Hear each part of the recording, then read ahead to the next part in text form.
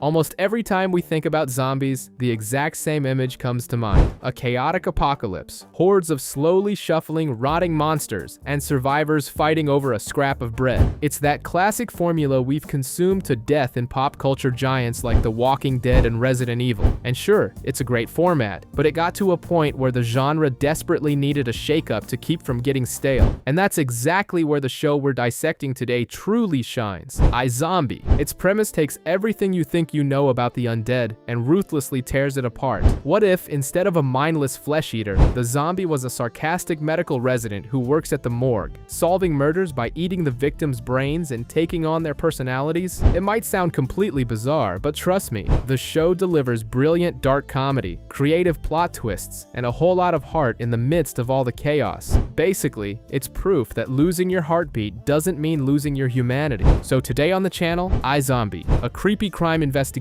but one that is incredibly full of life. Olivia Moore has the perfect life mapped out. Medical residency, dream fiancé, bright future. But it all goes down the drain when she caves to a colleague's pressure and agrees to go to a boat party. The bash turns into a bizarre bloodbath, and Liv wakes up the next morning inside a body bag, with scratches on her arm and a streak of white hair. And of course, a very specific hunger. 5 months later, the picture is completely different. Liv dropped out of med school, broke up with her fiancé Major, and adopted the look of an extra from a My Chemical Romance video. Her family thinks it's PTSD. The truth? She got a job at the police morgue to get access to an all-you-can-eat brain buffet. Her boss, Ravi, is the perceptive type and soon catches Liv eating a Jane Doe's gray matter with instant noodles and lots of hot sauce, the only thing she can still taste.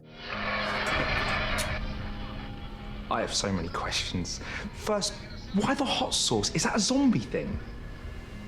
Far from freaking out, Ravi thinks it's amazing and already has a theory. A new drug called utopium caused the zombie outbreak at the party. Liv explains she needs to keep up this bizarre diet so she doesn't turn into a mindless zombie straight out of a classic horror movie. And this is where the magic happens. Eating someone's brain temporarily transfers their memories and personality traits. Suddenly, Liv starts speaking Romanian, gets bouts of kleptomania, and sees flashbacks of the victim being thrown out a window after stealing a ring. The dead girl was a high-class escort named Tatiana. Rookie detective Clive Babineau takes the case, and Ravi manages to get them in on the investigation by convincing the cop that Liv is a psychic. They eventually figure out that the real killer is Pratt, another detective from the same precinct. During the chase, Pratt shoots Liv. What he didn't expect was for the dead girl to get back up, climb onto the roof of his car in full-on zombie mode, and cause a brutal crash. Clive arrives just in time to stop her from devouring the dirty cop's brain, and she plays it off, pretending she just got there. Back to a slightly more controlled life, Liv finally manages to get some sleep, only to wake up to a vision of Blaine, the drug dealer from the boat party, in full zombie mode attacking someone on the street. The art world is full of pitfalls, but for the painter Javier, the consequence was much more literal. He is found dead in his own home. To help Detective Clive, Liv becomes the official taster of Javier's brain. The side effects don't take long to kick in. Suddenly, she starts using pretentious art jargon, gains an absurd talent for painting, and begins seeing passion and lust in absolutely everything. It's this newfound artistic flair that helps her sketch a perfect composite of the guy who scratched her on the boat, Blaine. The problem is that Blaine himself shows up at the morgue before he can be hunted down. He plays the victim card, claims he wakes up in graves to steal brains, and swears he doesn't remember infecting Liv due to the drugs. She almost buys his redemption story. Meanwhile, outside, Blaine proves his true entrepreneurial calling hasn't changed. He is intentionally turning the city's wealthy women into zombies, just to charge them a $25,000 monthly fee for supplying brains. Basically, an undead pyramid scheme. Running parallel to this, Liv's hyper-passionate visions guide her through Javier's endless history of affairs. Clive suspects everyone, from the painter's wife to the aggressive boyfriend of one of his mistresses. But the real killer turns out to be Javier's wife. She discovered that Javier was having an affair with Artie's daughter and was planning to leave her and start a new family. Javier's brain continues to take its toll. Overcome by an overwhelming sense of neediness, Liv goes to her ex-fiancé Major's house to try to intensely rekindle things. But her abrupt mood swings swings only freak the guy out, and he ends up kicking her out. Without her boyfriend, she's left to channel all that energy by frantically painting canvases to the sound of jazz in her apartment, trying to find beauty amid the chaos. This time, the menu at the morgue features Marvin Webster, a mild-mannered family man who is the victim of a hit-and-run. The catch is that Marvin's brain doesn't come with artistic skills or intense passions. It turns Liv into a completely apathetic sociopath, and the irony hits hard when she discovers, through a vision, that the good man was actually a hitman who murdered an executive drowning in gambling debts. The hit-and-run, tying up loose ends. While trying to solve the murder with Clive, Liv discovers the whereabouts of Marcy, the co-worker who invited her to the fateful boat party. Marcy is trapped in a hole out in the woods, but she's already past the point of no return, having turned into a mindless zombie. The ever-optimistic Ravi decides to try and sedate the girl to test a cure, but ends up slipping and falling into the hole with the monster. Liv, under the effects of Marvin's extreme apathy, just stands there watching from above for a good few seconds before finally forcing herself to jump in, go full-on zombie, and take Marcy out for good to save her friend. Back to the main case, Clive has a suspect, Don Watts, the business partner who ordered the initial hit and later ran Marvin over with a 1978 Landau. Lacking sufficient evidence, they use Ravi dressed as a garbage man in the interrogation room to fake an eyewitness, a bluff that makes the mastermind confess to everything. Freaked out by her own lack of humanity, Liv throws the rest of Marvin's brain in the trash. When her emotions start flowing again, the blow is immediate upon seeing a video of Major kissing another girl. She realizes how much she still cares. Really feeling it doesn't make it stop. It just shows you you're still alive.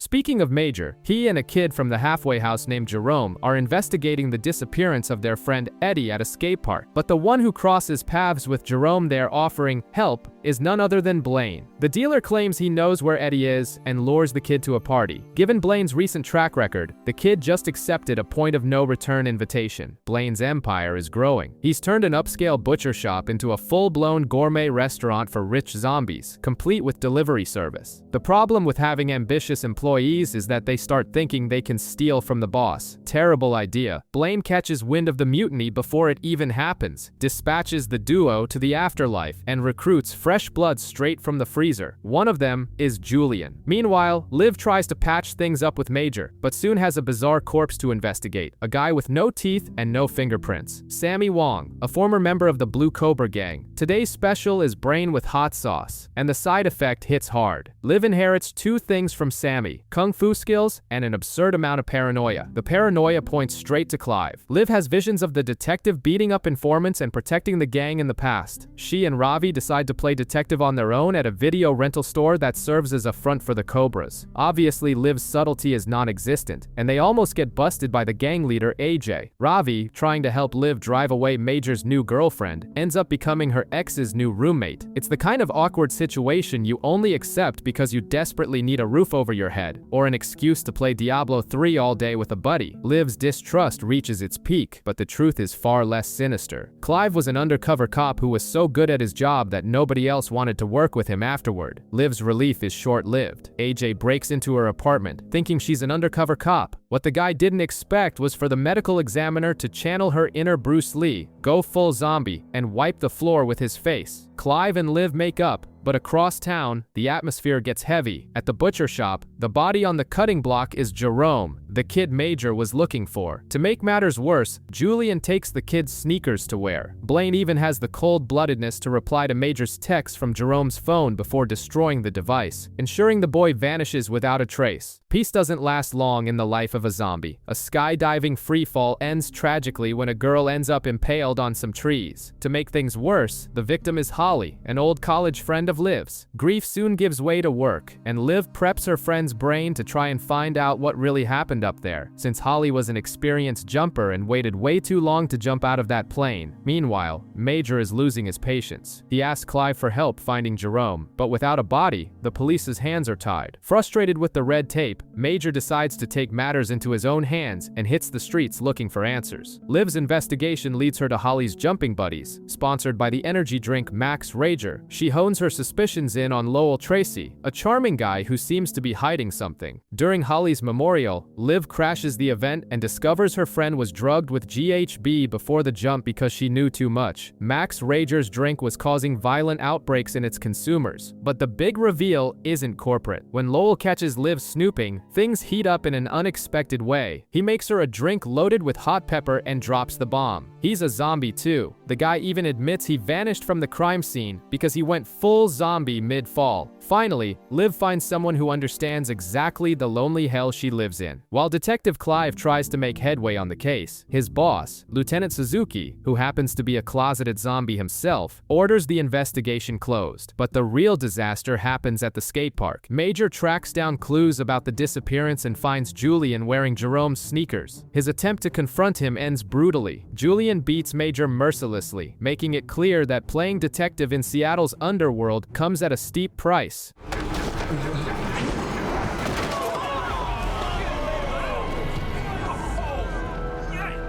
On the morgue's examination table, Ravi has to stitch up the damage Julian left on Major's face, while Liv deals with the ultimate nightmare of her funeral diet. The new body on the slab is Simon Cutler, a notorious internet troll, and the corpse is way past its expiration date. Eating it straight is out of the question. Liv resorts to a rotten gray matter smoothie to stomach the case. The effect of Cutler's brain is immediate and paralyzing. Liv develops intense social phobia, anxiety attacks, and a compulsive obsession with online gaming.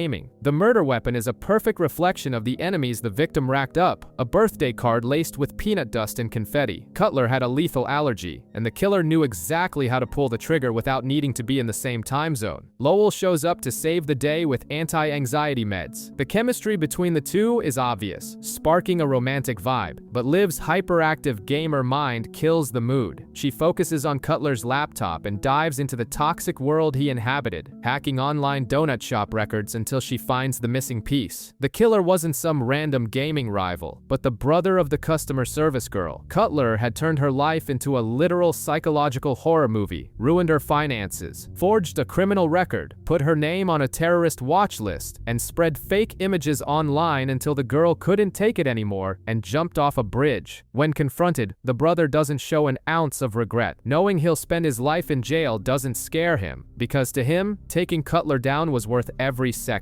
With the case closed and the anxiety under control, Liv finally takes the initiative and kisses Lowell. But the piece is an illusion. Major finds a photo of Blaine at the skate park, directly linking the dealer to the missing kids. Emily Sparrow, a highly publicized missing girl in town, appears out of nowhere, pregnant and on the verge of death. Today's dish for Liv is her brain. The victim's boyfriend is the obvious suspect, but a vision points the compass toward Emily's parents. Meanwhile, Major continues his relentless crusade after the Candyman and joins forces with an investigative journalist named Rebecca. The catch is that she publishes an article trashing the police's priorities, and guess who takes the fall? Clive. Before Major can prevent the disaster, the detective ends up demoted to the tedious job of pushing paper at the precinct. In Liv's love life, things are getting peculiar. Ravi recruits Lowell for some medical tests, since he has the know-how and the zombie virus running through his veins, but it's clear the guy is acting distant. When the two hang out, Lowell confesses the reason. The last brain he ate belonged to a gay man. Mystery solved. They embrace the friendship and get drunk together. Thanks to his punishment in the archives, Clive finds the address of a cabin owned by Emily's parents. The basement is creepy, but seems harmless. However, a new vision from Liv shifts the focus of the investigation once again. Things spiral out of control fast. Major gets arrested trying to break into the car of one of Blaine's accomplices, while Liv and Clive go to check on the new suspect's house and are greeted with gunfire. Lieutenant Suzuki arrives as backup, takes a bullet and, like the good closeted zombie he is, activates rage mode and kills the shooters. Taking advantage of the chaos, Liv uses her enhanced strength to rip open a trapdoor in a treehouse, where she finds other kidnapped girls and gets them to safety. The case wraps up with the boyfriend handing the baby over to Emily's parents to raise, and Liv's artificial maternal instinct finally fading away. But back at the morgue, the trouble is just beginning. One of Ravi's lab rats turned into a zombie zombie, escaped its cage, and devoured its cage mates. The dynamic between Liv and Lowell is progressing nicely, complete with foot massages, but the tranquility is short-lived. Major gets out of jail completely wrecked after getting beaten up by other inmates under the orders of the cops themselves. To make matters worse, Ravi tells him that the bodies of Jerome and another kid have finally been found. At the morgue, the workday kicks off with Liv and Ravi listening to a live murder on a radio talk show. The victim's brain turns Liv into a ruthless analyst with absolutely no filter when it comes to chiming in on other people's relationships. Her main target is Ravi, who is crushing hard on Peyton, Liv's roommate. The investigation requires listening to 30 hours of the show's recordings. In the midst of this, Liv discovers that the zombie rat spared her life simply because it recognized another of its kind. Zombie thing, you wouldn't understand.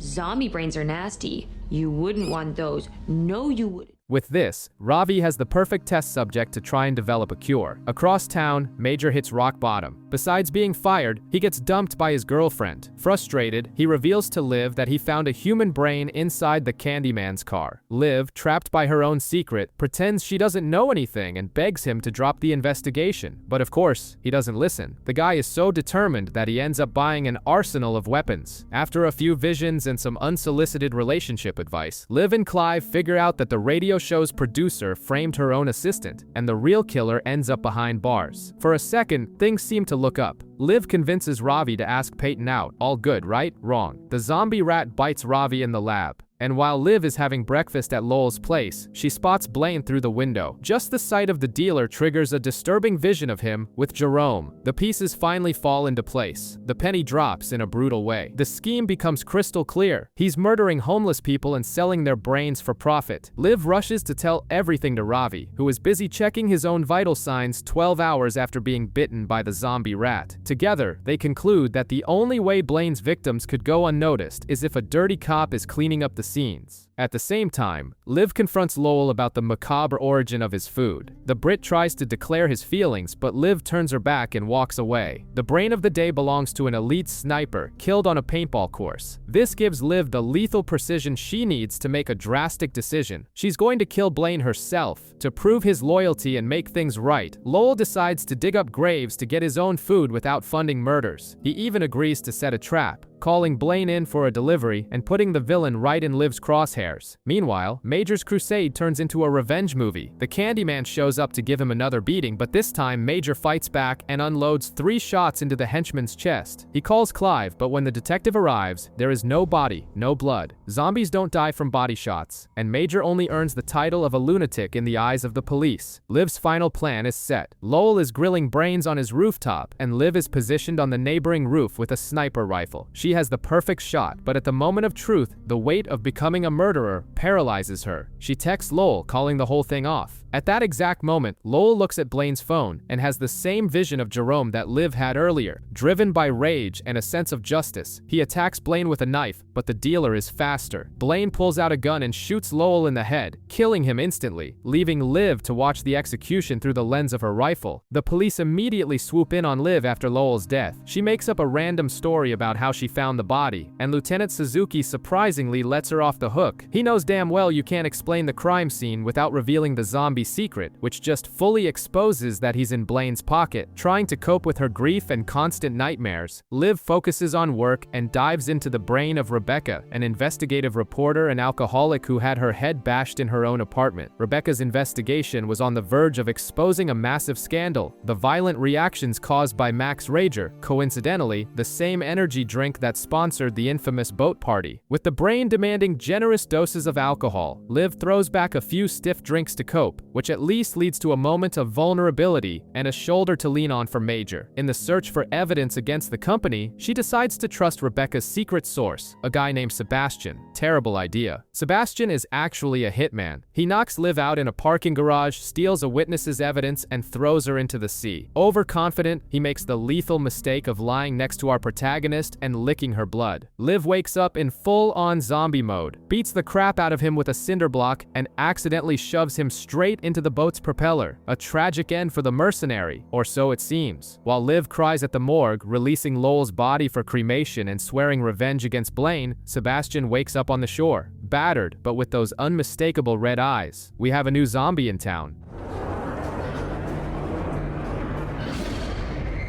Meanwhile, Major checks himself into a psychiatric clinic and is immediately warned by another patient, Scott E., that the city has a serious undead problem. Major's stay at the psych ward is very brief. He goes to check on his new friend Scott E. and finds him dead in the bathtub. Ravi analyzes the scene and concludes it was murder, which ramps up the group's panic. The problem is that Scott was at the lake party and recorded a video proving the existence of zombies. If that footage falls into the wrong hands, the world is going to collapse. Eating the patient's brain, Liv inherits Scott's delusions and starts hearing the devil talking to her through bags of chips. Not exactly the most useful skill for someone who just watched her boyfriend die. Meanwhile, Major pulls a Jack Nicholson in One Flew Over the Cuckoo's Nest, escapes the clinic by smashing a window, and shows up at Liv's place completely exhausted. The search for Scott's phone turns into a race against time. Major breaks into the dead guy's apartment to investigate, but has to hide quickly when Blaine and his goons barge in to burn the place down and destroy the evidence. With no other option, Major climbs into the trunk of their car and ends up discovering their base of operations at the Meet Cute butcher shop. On the other side of things, Liv finally manages to track down the phone with the help of Scott's former client, the local weatherman. She discovers that Scott's killer was actually the doctor from the clinic who got pregnant by him and killed him to hide the affair from her husband. Phone in hand, Liv watches the video and sees her own zombie self eating victims. She decides it's time to tell Major the truth. He listens, understands her sacrifice, and they share a relieved hug. A beautiful moment, which unfortunately was nothing more than a hallucination courtesy of Scott's brain. In reality, Major walks through the door carrying meat cute bags and heavy weaponry. He still has no idea his ex-fiancée is a monster, but he figured out on his own that zombies are real, and he's decided he's going to wipe them all out. And with a professional hitman turned zombie on the loose, the situation spirals completely out of control. Sebastian ends up getting run over by a group of stoned teenagers in a stolen car. Thinking they killed the guy,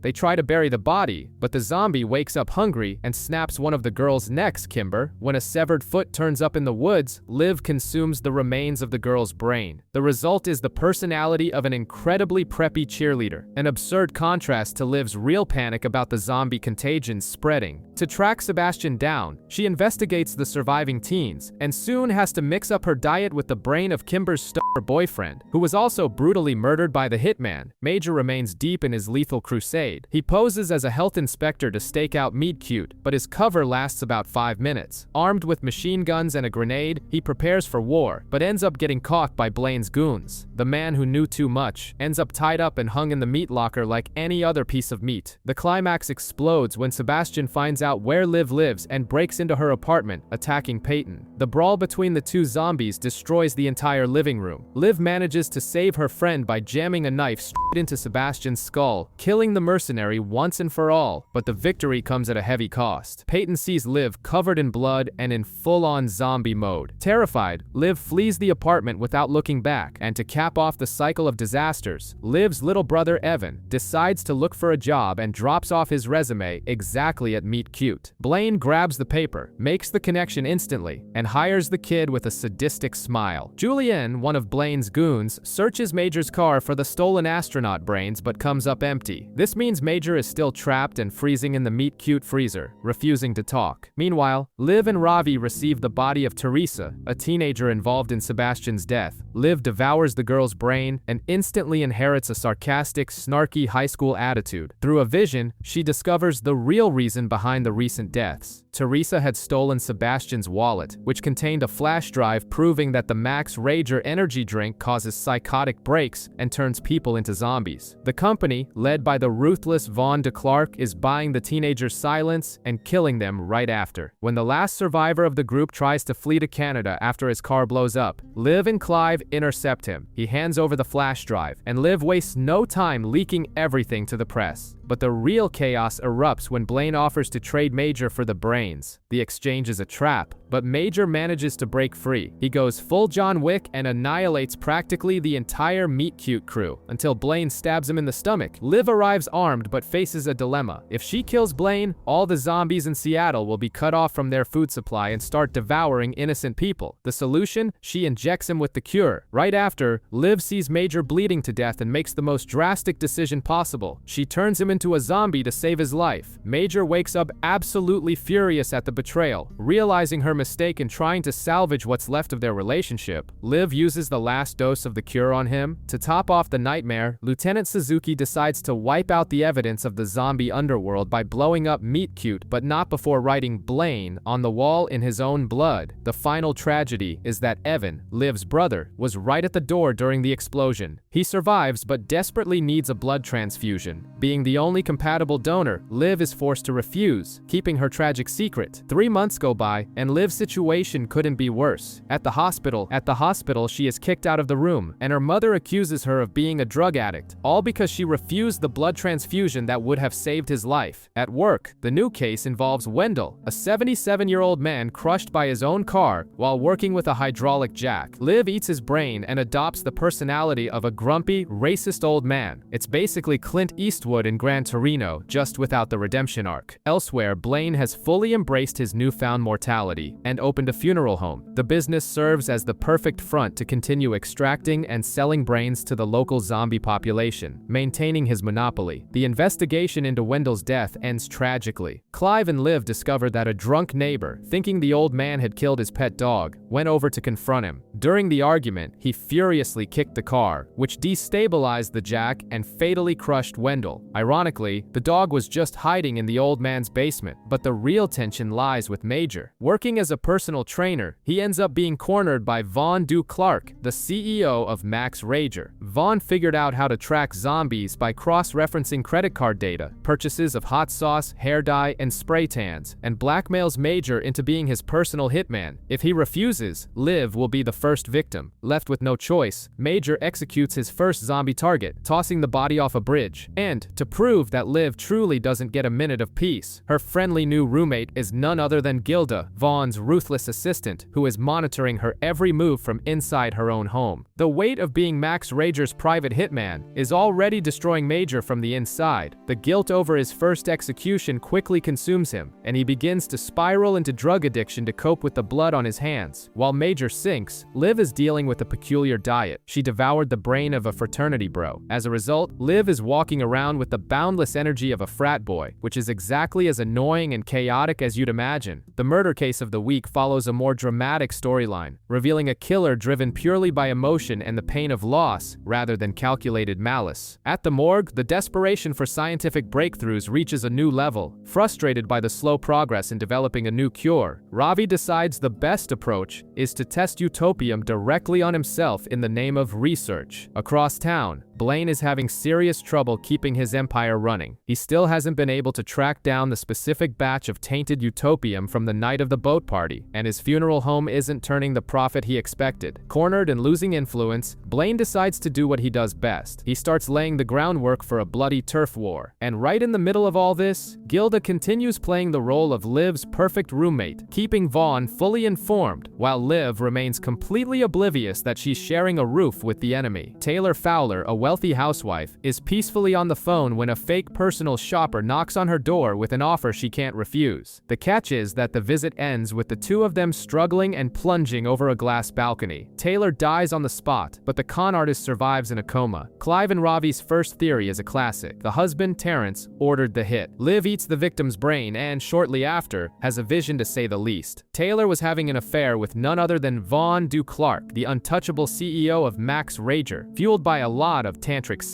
Meanwhile, Major continues his dark routine of hunting zombies, pressured by Gilda, who warns him that Vaughn is losing his patience. Meeting his quota, he captures a zombie in the park, adopts the victim's dog, Minor, and shoots the guy before throwing the body off a bridge. To complicate his mental state even further, Major ends up sleeping with Gilda at the company gym. In the investigation, Liv goes after Terrence's stylist, Bethany. After cross-referencing gossip between the victim's rich friends, Liv discovers that Terrence already knew about his wife's affair and feigns surprise. But the big twist comes at the clothing boutique. The stylist herself was the bitter mistress who ordered the hit on Taylor. Liv, going into full berserker zombie mode, knocks the killer out right in the middle of the fitting room.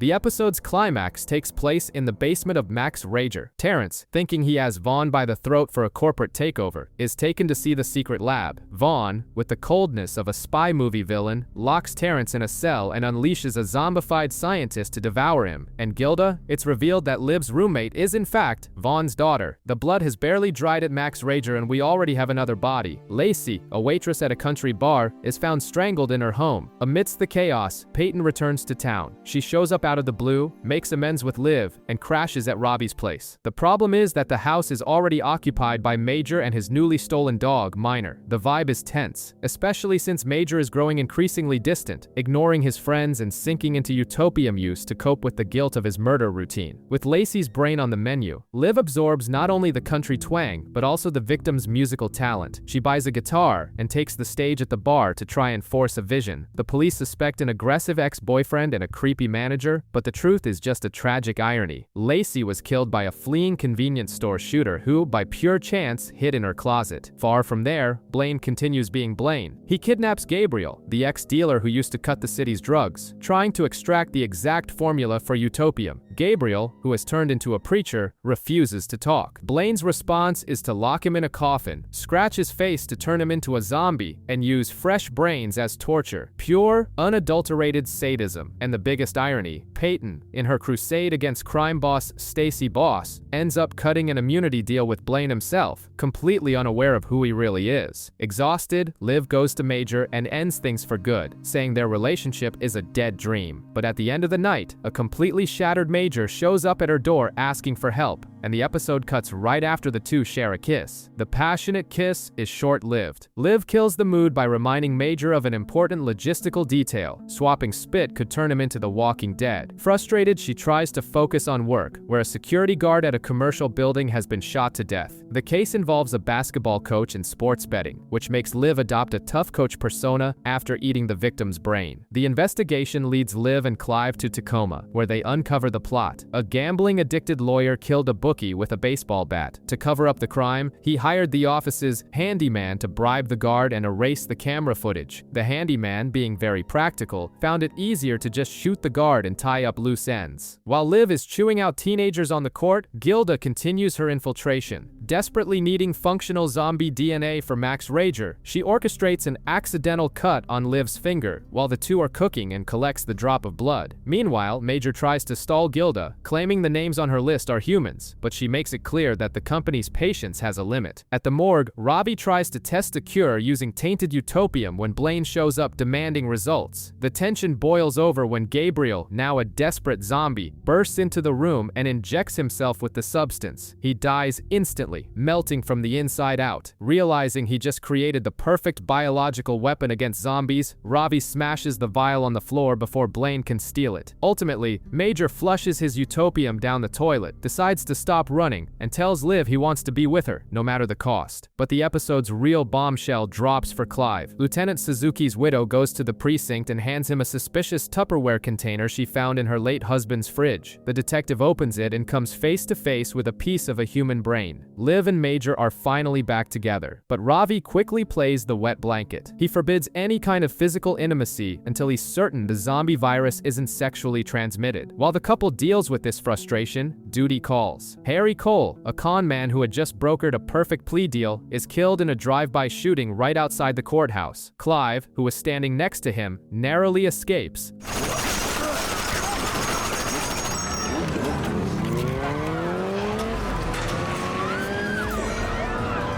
Liv eats Harry's brain and instantly acquires the personality of a compulsive gambler. She starts betting on everything and ends up crossing paths with Stacy Boss, the city's biggest crime lord. The guy is so cold-blooded he spends his free time pitching ideas for the perfect murder, like he's sharing cake recipes, and even pays an intimidating visit to Peyton's office just to show who's boss. With Harry's memories, Liv discovers that the con man was blackmailing Calvin Owens, an NBA star who was point-shaving back in college. With Calvin's European goons tracked down, the player has nowhere to run and confesses to the crime. In the underworld, things are heating up. Angus, Blaine's ruthless father, shows up out of nowhere, takes control of the brain business, and demands his son eliminate a rival's heir. Cornered and desperate to secure the required brain, Blaine makes the unthinkable choice. He smothers his own paralyzed grandfather, but the tragedy is entirely in vain. Minutes later, Blaine finds out Angus has been kidnapped. What no one knows is that Major is playing 4D chess. Instead of assassinating the target's Max Rager orders, he fakes their deaths and freezes them alive in a storage unit. And the newest popsicle in this collection is none other than Angus. To make Major's night even worse, Ravi finishes his tests and delivers the final verdict. Condoms do not stop the zombie virus. If Major and Liv have sex, he turns into a zombie on the spot. Liv and Major's celibate life continues, but a new body in the morgue offers a bizarre distraction. Magician Sid Wicked is found dead in his hotel room, with a metal-edged playing card embedded in his throat. Liv downs his brain and soon turns into a death-obsessed goth, reciting dark poetry and performing magic tricks that leave Ravi fascinated, because of course he'd love that. The vibe gets tense when Blaine shows up asking for Liv's help. 3 of the wealthy zombies who buy brains from him have dropped off the map, and he needs to know what FBI agent Dale Bozio, Clive's girlfriend, has found out. With no way out, Liv agrees. The two stake out the agent's house, intercept an FBI mailing, and forge a lab report stating that the human brain found in the former lieutenant's fridge actually belonged to a cow. Another apocalyptic crisis averted on the fly. Back to the deadly tricks, the investigation focuses on Sid's rivals. The magician had a terrible habit of exposing other people's secrets, ruining careers. Liv uses her visions and eliminates suspects until the truth hits her right in the face. The rival comedy magic duo, Smoke and Mirrors, orchestrated the whole thing. Mears disguised herself as a maid, slipped into the room, and killed Sid before he could post the anvil trick that made them famous on the internet. The disguise was solid, but leaving her own handwriting on the hotel's employee whiteboard was a rookie mistake. The case is closed, but Liv remains plunged into the brain's darkness. Major comes home to find his girlfriend sitting in the dark with a Ouija board, mourning the deaths around her. He tries to comfort her, but little does she know that the man truly responsible for the missing zombies is right there, hiding his own dark secrets. Any normal person's nightmare is living with their boyfriend's ex, but Liv's situation is even worse. Gilda, her roommate, is secretly spying for Max Rager and sleeping with Major. The tension is already thick in the air when a wedding planner named Regina is beaten and shot in a parking garage. The complicating detail is that the murder weapon belongs to Clive, and the two had a brief fling in the past. An anonymous package is left at the detective's door, containing a bizarre scrapbook proving that Regina was a top-tier obsessive stalker. Liv eats the victim's brain, and the result is immediate and disastrous. She turns into a suffocating, deeply paranoid girlfriend. When Major is asleep, she snoops through his phone and finds suspicious texts from someone named Rita. While battling her own mind, Liv investigates Uma and her husband Matthew, a cop who had an affair with Regina before the wedding. Following a dangerous lead, Liv breaks into a squad car looking for documents and ends up arrested. In jail, deprived of food, the hunger hits so hard she nearly goes full Romero zombie to devour a cellmate.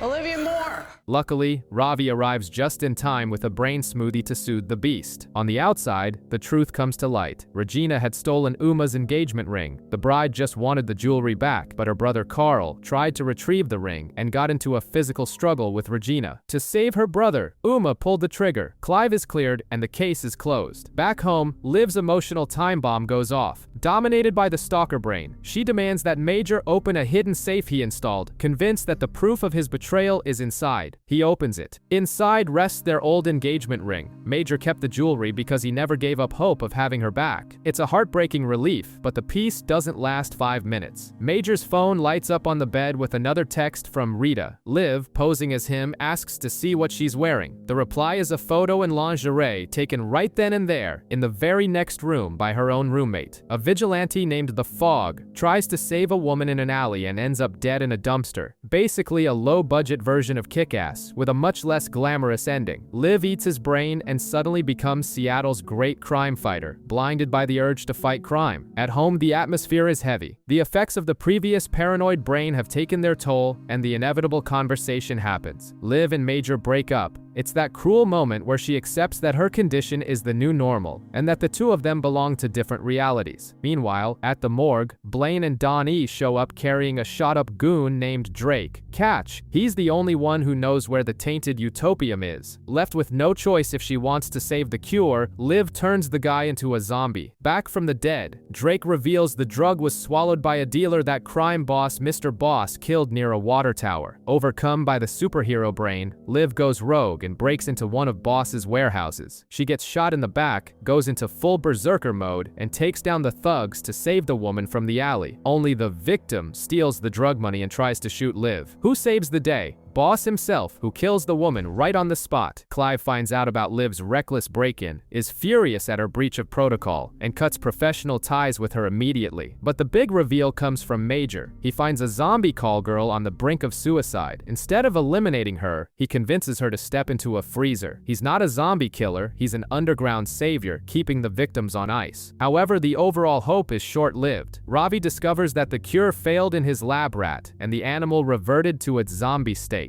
The effect is temporary, and the clock for all of them just sped up. Ravi drops the bomb bright and early. The cure is temporary. Ironically, he informs Liv and Major that, because of this, they no longer transmit the virus through physical contact and can finally have sex. All of this a split second after finding out they just broke up. The universe's timing is downright cruel. Blaine is the next to receive the terrible news that his days as a human are numbered. With Clive severing ties, Liv has to find her own way into cases. The opportunity falls from the sky when the star of Zombie High, her favorite show, is killed on set after someone swaps his prop gun for a real one. Liv eats the actor's brain and instantly turns into an insufferable method-acting diva, giving dramatic lectures on the essence of the craft. While Liv plays Hollywood, Major plays a dangerous game of espionage. He gives Max Rager's CEO, Vaughn, a fitness tracker, but the device contains a bug. Paranoid of everything, Vaughn decides to test Major's loyalty by locking a scientist in a lab with starving zombies. Major holds his ground, keeps ice in his veins, and only releases the door lock at the very last second. He passes the test, but the psychological toll of this routine is clear. On set, the investigation reveals that the armorer swapped the pistol because the star's reckless behavior caused his wife's death in the past, a classic case of backstage revenge. But the real problem is brewing in the precinct hallways. FBI agent Dale connects the dots in her investigation, looks at the sketch from the Meet Cute massacre, and finally recognizes Blaine's face. The net around the ex-brain dealer has officially closed. A librarian is poisoned with hemlock, and Liv sorts out her lunch. The detail no one expected is that the victim wasn't just a bookworm, but the secret author of absurdly steamy erotic novels. Suddenly, Liv becomes the most intense person in Seattle, shamelessly flirting with Ravi and making everyone visibly uncomfortable. Far from the morgue's comedy, panic takes hold of Major. He finds out the police tracked the GPS on the collar of the dog he adopted from one of his victims. In a pure adrenaline-fueled sequence, Major manages to intercept the pup before Dale and Clive reach the pet grooming shop. But to keep his cover intact, he makes the most painful decision possible. He gets on a bus, says goodbye to the dog, and leaves him behind. Miss you.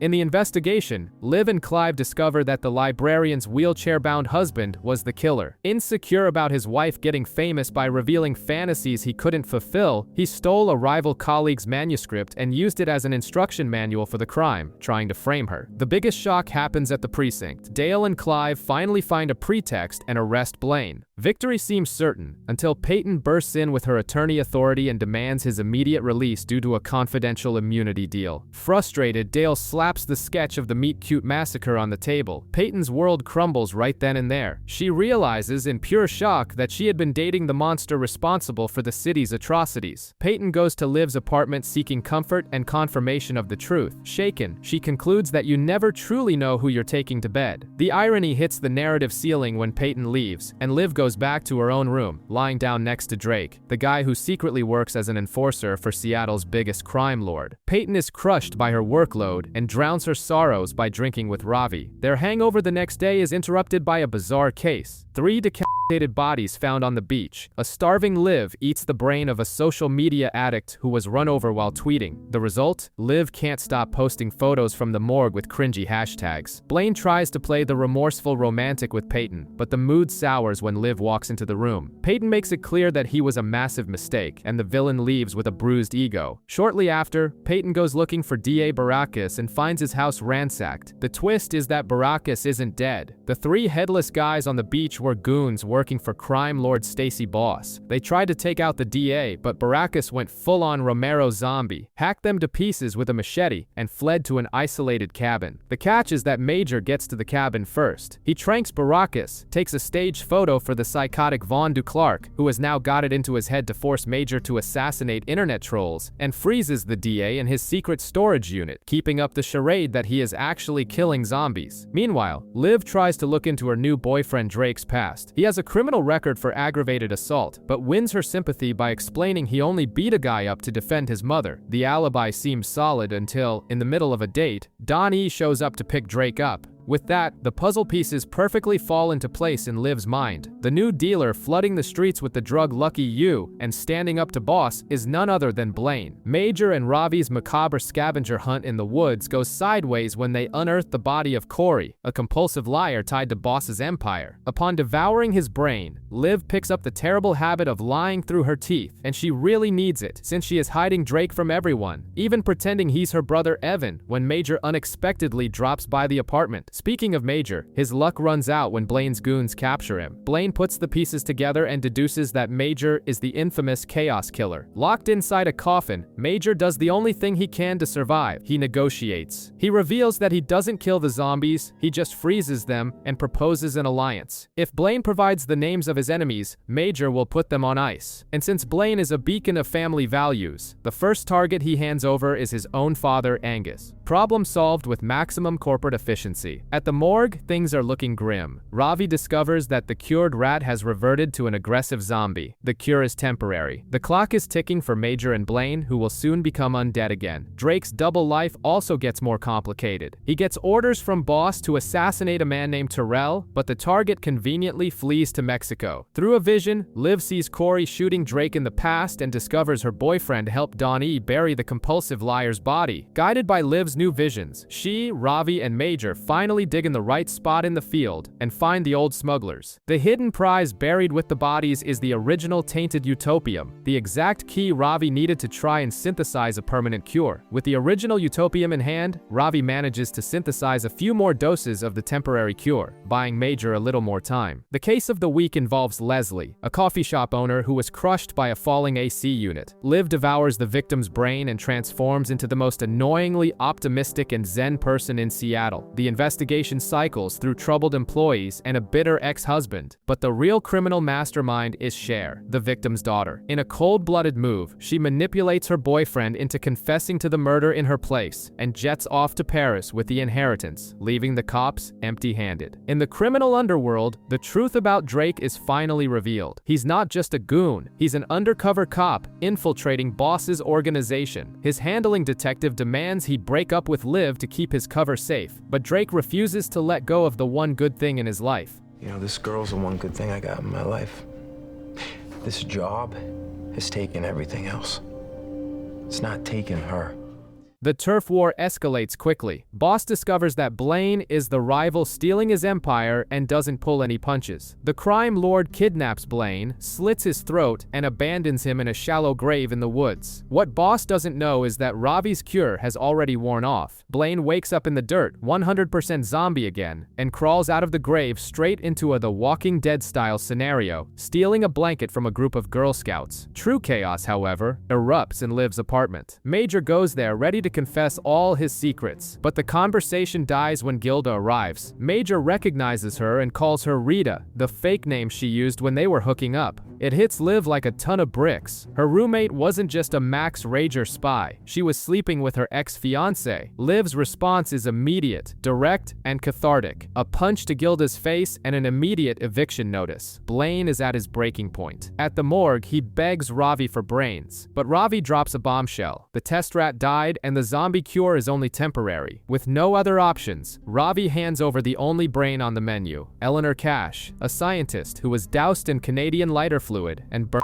alive. Clive and Liv investigate the case. The scientist had been working on an acne medication that ruined a girl named Annie's face. Annie got plastic surgery using her settlement money and has an airtight alibi. Over at Max Rager, Vaughn is completely hopped up on energy drinks. Major walks into his office and casually admits to sleeping with his daughter, Gilda. When Vaughn notices Gilda's black eye, courtesy of Liv's right hook, he loses it and starts throwing things at the wall. Major can barely hide his smirk. Liv, meanwhile, isn't fully trusting her new boyfriend, Drake. She plants a tracker under his car seat. To the surprise of no one, the guy wasn't visiting his sick mother. Her private investigation leads her to discover that Drake is a direct enforcer for Stacy Boss, Seattle's biggest crime lord. Dating a zombie is complicated enough. Dating a mobster zombie is a whole other level. Acting on the scientist's brain, Liv gets a vision of Vaughn humiliating Eleanor and decides to throw on a wig to infiltrate the Max Rager lab. Her espionage attempt is short-lived. She is caught red-handed by Vaughn himself. On the outside, Clive solves the murder with a soap opera-worthy twist. Annie has a twin sister. She was the one who roasted the scientist alive, furious at having to spend her life trapped as a nurse for her disfigured sister. The real disaster hits in the basement of Max Rager. Vaughn tests his drink on a zombie test subject. The creature breaks loose and attacks a researcher. Vaughn sprints for the elevator, steps inside, and simply leaves Gilda locked outside. The Father of the Year award goes to him. A newly scratched, zombified Gilda bangs on the glass doors begging for help, but he just turns his back. To cap off the night, Blaine injects himself with the new cure without knowing the consequences. And Drake, Liv's criminal boyfriend, takes a tranq dart from Major in the middle of the street and ends up straight in the trunk of his car. Blaine wakes up on the chair of the funeral home, but has no idea who he is. Ravi's experimental cure worked, but completely wiped his hard drive. Meanwhile, at Liv's apartment, a newly zombified Gilda breaks into the kitchen looking for frozen snacks. Before Liv can step out of the shower and run into her, a Max Rager cleaner shows up, knocks Gilda out with a sedative, and drags her away, leaving only a scarf as evidence. Peyton is back at the apartment. She gets a call from a stripper named Cassidy, who promises to hand over the location of one of Stacy Boss's hidden safes. But being an informant in Seattle comes with a very short life expectancy. While on the phone, a car pulls up and someone crushes Cassidy's skull with a tire iron. Liv has to eat the stripper's brain, but to trigger the visions, she needs to get into character. This results in Liv giving an incredibly awkward lap dance to Peyton in a private booth. The bizarre tactic works, and the visions link the murder to Nick, a cartel enforcer, and a TV weatherman whose identity was stolen. Far from the strip club, Ravi starts piecing together Major's bizarre behavior. He recognizes his friend's rescued dog as the pet belonging to one of the Chaos Killer victims. Taking advantage of Major being out, Ravi breaks into his safe and finds the ultimate serial killer starter kit: Vaughn's hit list, spray paint, and horse tranquilizers. Clive follows the thread of the murder and finds a shoeshine boy who witnessed the getaway in a blue hatchback. The investigation turns into a circus of betrayals that culminates in a confession from Destiny, another dancer who killed her friend just to protect her criminal boyfriend from going to jail. Liv decides to confront Drake's mother about his disappearance. Once there, she spots a photo of her boyfriend graduating from the police academy. Major arrives home and sees the items that were in the safe beside Ravi. The argument gets heated. Major goes into full red-eyed zombie mode, and Ravi doesn't think twice. He jams a tranq dart into his friend's back, dropping him to the floor.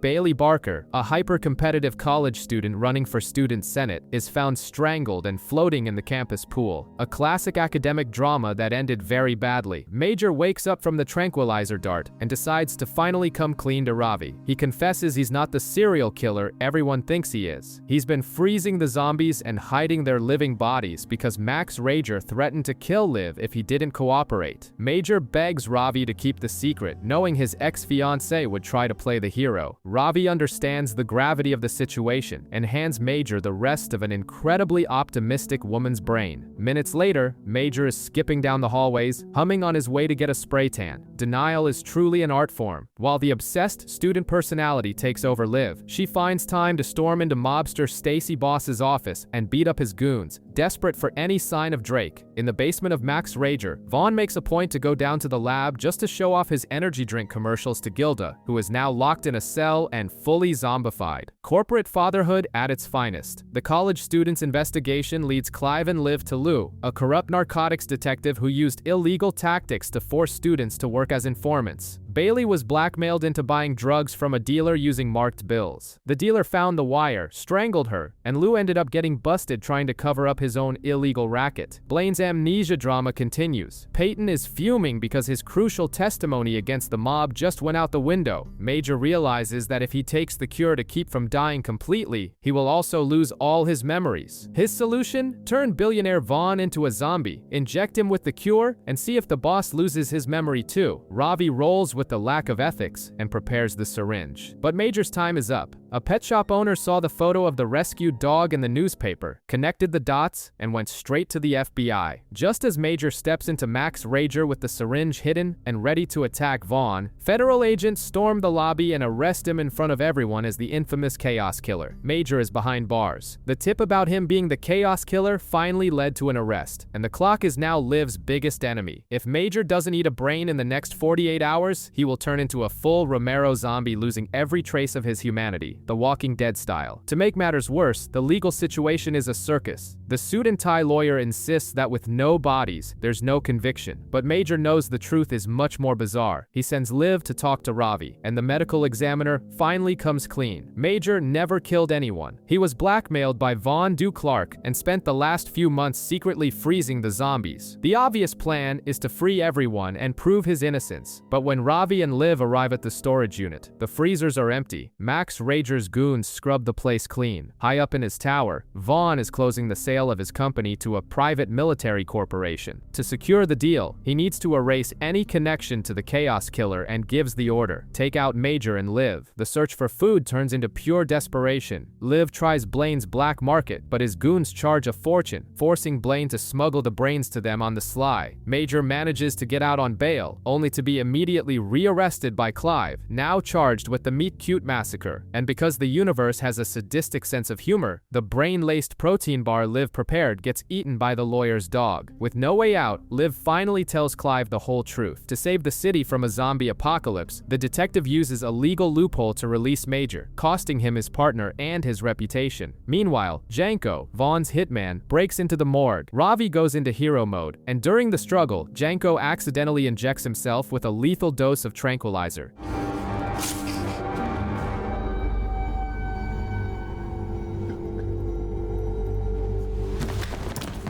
Liv does what needs to be done. She eats the mercenary's brain. The vision hits fast, revealing that Drake and the missing zombies are locked in the Max Rager basement. With the mercenary's tactical skills coursing through her veins, Liv wastes no time and starts planning the breach. Meanwhile, Seattle's underworld is burning. Mobster Stacy Boss finds out someone is moving drugs on his turf and orders his men to wipe out Blaine's operation. They kill Chief and shoot Don E., but Blaine manages to escape, becoming the local crime syndicate's most wanted man. Liv and Major's target is the Max Rager Party, an ironically prison-themed event where the gates lock at 10 p.m. They infiltrate as caterers, and Clive, ignoring the warnings to stay out of it, crashes the party. What was supposed to be a stealth operation turns into a bloodbath in minutes. One of the guests mixes the company's drink with pure utopium and turns instantly. Chaos erupts. Starving zombies start tearing into the guests, including singer Rob Thomas, who meets a very tragic end right on stage. Across town, Ravi and Blaine form the most unlikely rescue team ever to save Peyton, who was kidnapped by Boss's men. Wearing the Chaos Killer's night vision goggles, Blaine easily and tactically guns down the kidnappers in the dark. In the Max Rager basement, the situation is hopeless. Liv, Clive, and Major reach the containment area, but Vaughn locks them out of the security cells. The worst happens when they find Drake. Brain starvation has turned him into a feral Romero. When he attacks Clive, Liv is forced to make the hardest decision of her life and shoots the man she loved in the head. Karma, at least, comes quickly for Vaughn. Major shatters the security glass, and the CEO tries to escape via the elevator, but the biometric scanner rejects his bloody fingers. He gets eaten alive. When the dust settles, a new military force sweeps the building. It's Vivian Stoll, the buyer of Max Rager. She and her soldiers are calmly eating brains in the parking lot. Vivian looks at Liv and extends an invitation. Join them to build a new home for zombies. The morning after demands immediate damage control. Vivian Stoll wastes no time, taking control of the narrative and planting explosives in the Max Rager building to ensure the cover story sticks perfectly. With the secret practically spilling over Seattle, Liv gathers Major, Clive, Peyton, and Ravi. The rule is clear now. No more secrets between them. The group goes to tour the Fillmore Graves facility, and the setup is staggering. This isn't a bunch of villains, but a highly organized private army preparing for D-Day, the day humanity finds out they exist. They have their own brain mash, their own weapons, and even a school for zombie children. That's where Clive spots Wally, a kid he knew from his past, which convinces the detective to keep the species' secret safe. Far from there, Don E survives his gunshot wounds, goes down to the basement, and finds a bonus in the freezer. Angus, Blaine's dad. The two quickly form an alliance, while Blaine continues playing cards with Peyton, keeping it muddy as to whether his amnesia is real or just a very well-rehearsed act. Major's life, however, is a living hell. The public still sees him as the Chaos Killer. His house gets vandalized, and even his coffee cup comes with the moniker written on it. The pressure of the secret begins to crack the city's walls. The Max Rager party security guard goes on a live radio show to talk about people eating brains, and a new medical examiner notices a stomach full of gray matter in one of the massacre victims. But the real gut punch is for Liv. The mercenary brain finally wears off, and the crushing grief of having shot Drake crashes down on her. The apparent peace at Fillmore Graves is short-lived. Wally and his family are brutally murdered in their home, a clear execution for being zombies. The crime devastates Clive and breaks Vivian's heart. As she leaves the base, Liv watches a squad of soldiers jogging by. Among them, wearing the uniform and running in military formation, is Major. He has found a new purpose, and for the first time in a long time, Liv smiles. The fallout from the murder of Wally's family is still haunting everyone. Detective Kavanaugh discovers that Clive was the kid's emergency contact and quickly corners him with an old photo. Through flashbacks, we learn why. Back when they were neighbors, Clive heard Wally's dad beating the boy's mom and intervened immediately, slapping the cuffs on the guy without a second thought, Clive being his usual hero self. At the morgue, the case of the week comes from a bizarre car crash that killed a father and his teenage daughter. Liv takes the dad's brain, instantly adopting that preachy, moralizing dad persona who wants to fix things around the house. But the real showstopper is Major, who agrees to eat the teenage girl's brain. Seeing a trained mercenary listening to teen pop music, compulsively taking selfies, and using high school slang in a locker room with a bunch of heavily armed grunts is exactly the kind of hilarious subversion that zombie life provides. My God. I cannot stop taking selfies. I stare at them and I criticize myself.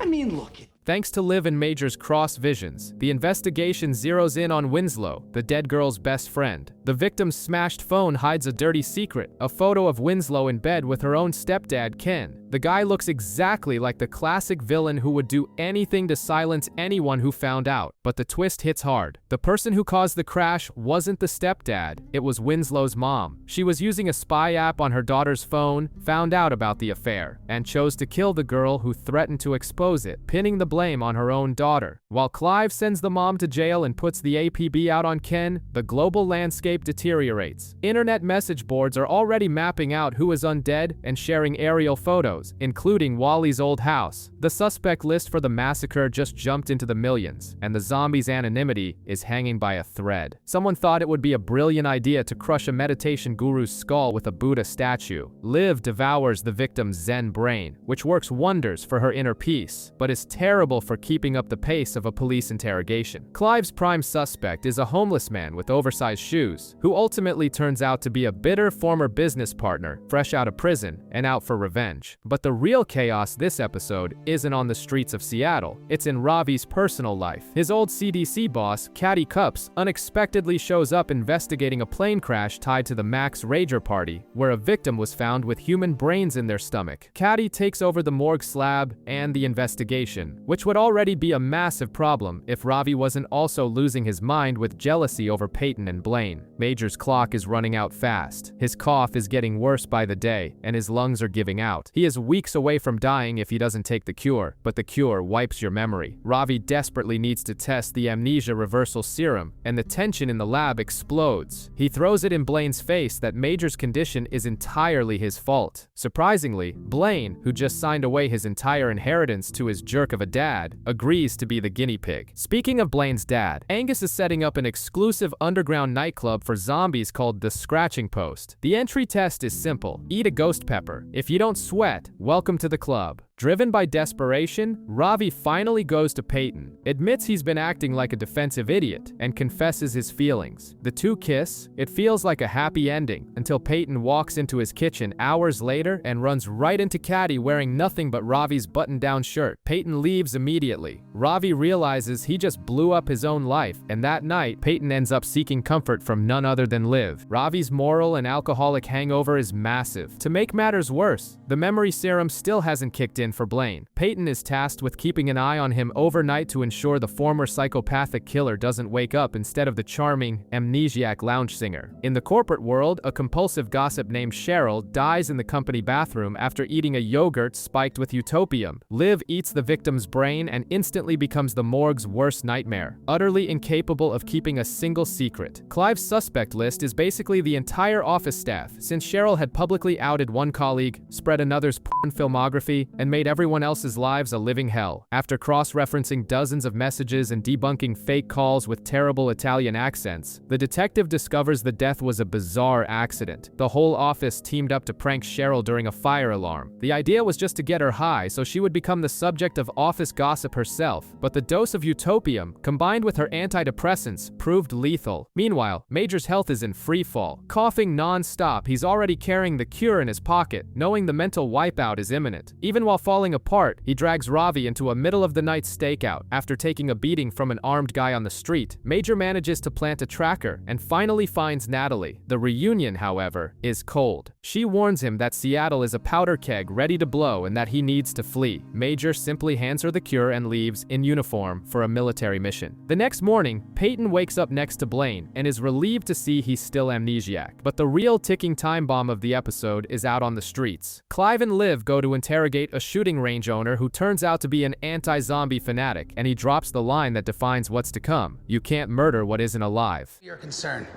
Why's that? Because you can't murder what ain't alive. Major is in the middle of a war zone, coughing his lungs out and needing an inhaler just to stay on his feet. His squad downs brain tubes like energy drinks before moving in, but things get ugly. Major is stabbed several times and only avoids becoming a statistic because a squad mate saves him. And as if the day wasn't bad enough, while getting a bullet pulled out of his back, Major peeks around the warehouse they're in and finds crates packed with frozen human heads. At the morgue, Clive shows up asking for help with the murder of Roxanne Greer. The problem is that her brain is the exact same one Ravi left soaking in blue goo all season. Oh, and the victim was a dominatrix. Liv hesitates, but eventually downs it. The result is instantaneous. She immediately starts barking orders and terrifying Clive. Investigating Roxanne's house, they find a hidden camera with a missing memory card. Holding a mask triggers a vision for Liv, revealing one of the clients. D.A. Baracus, the zombie running for mayor. Thanks to the blue goo, Liv's visions are in high definition and keep coming, dragging Clive into endless sessions with the police sketch artist Jimmy, who is terrified of her newly authoritative demeanor. Interrogating suspects reveals the session tapes are being used for blackmail. Clive then puts on a genius ice cream man disguise and sets up an ambush at the park. When the blackmailer rides by on a bicycle to grab the cash, the ice cream man tackles him to the asphalt. The guy confesses to the murder, but reveals reveals his motive had nothing to do with the leaked tapes. Meanwhile, Major is on the brink of death. Justin brings him to Ravi to take the cure, but Liv stops the injection. If Major reverts to being human now, the stab wounds will kill him instantly. They have to wait for his zombie body to heal first. Once the wounds finally close, Major and Liv spend one last night together before his memories evaporate. By morning, holding back tears, Ravi administers the cure. The amnesia clock starts ticking. The countdown for Major's brain to become a blank slate dictates the pace now. He starts writing goodbye letters to his friends, which would be heavy if he and Liv didn't spend the time joking about good old Major. Still, the letter he leaves for Ravi is stained with tears, proving the weight of their friendship. Trying to clear his karma before the wipeout, Major visits his mother, whom he hasn't spoken to since he sided with his dad when she came out as gay. While Major waits to forget who he is, another character reveals he never forgot a thing. Peyton dangles some bait, and Blaine finally confesses. His amnesia was a fake from day one. He kept his memories intact the whole time and used the new man excuse to get a second chance and manipulate Peyton's feelings. The guy's level of cynicism borders on the absurd. At least the cure working on Major means Liv finally has a way back to being human. The dream is at her fingertips, until it isn't. Someone breaks into the morgue and steals the syringes. The suspect list isn't exactly short. Don E. wanting to make a fortune, Blaine protecting his brain monopoly, or even Fillmore Graves with its own hidden agenda. With terrible timing, the brain of the weak turns Liv into pure chaos. She absorbs the personality of a victim so disorganized and erratic that she ends up being completely useless to the investigation. For the first time in a long time, Clive has to solve the murder almost 100% based on actual, solid police work, since his psychic partner can't hold her focus for more than 2 minutes. With the cure stolen, Liv doesn't waste any time and goes straight to confront the most obvious suspect. She punches Blaine right in the face, which is always deserved. But it quickly becomes clear he doesn't have the syringes. Her next stop is Don E., who now runs the Scratching Post, a secret speakeasy that acts as a safe haven for zombies. Don E. also denies the theft, reminding Liv that if he had the cure, he'd already be rich from selling it. The bar ends up being the hangout spot for the Fillmore Graves mercenaries, and that's where Justin starts getting closer to Liv. In a curious move, to say the least, he asks Major for permission to ask her out. Major, who incredibly is still working as a tactical soldier even after being cured, says it's fine. Ravi, being the only voice of reason in the room, makes a point of reminding everyone that Liv's romantic track record usually ends with her boyfriend on a slab in the morgue. The prophecy almost fulfills itself when, during a bizarre mission, Justin loses control, goes into full zombie mode, and gets caught on video. The species' secret hangs by a thread. In court, Peyton is still dealing with the dominatrix case, but her head is spinning after uncovering Blaine's lie. Speaking of which, karma finally came knocking. Blaine lost Peyton, saw his old henchmen turn their backs on him, lost the bar, and to top it all off, takes a bullet to the stomach. What now? My dad.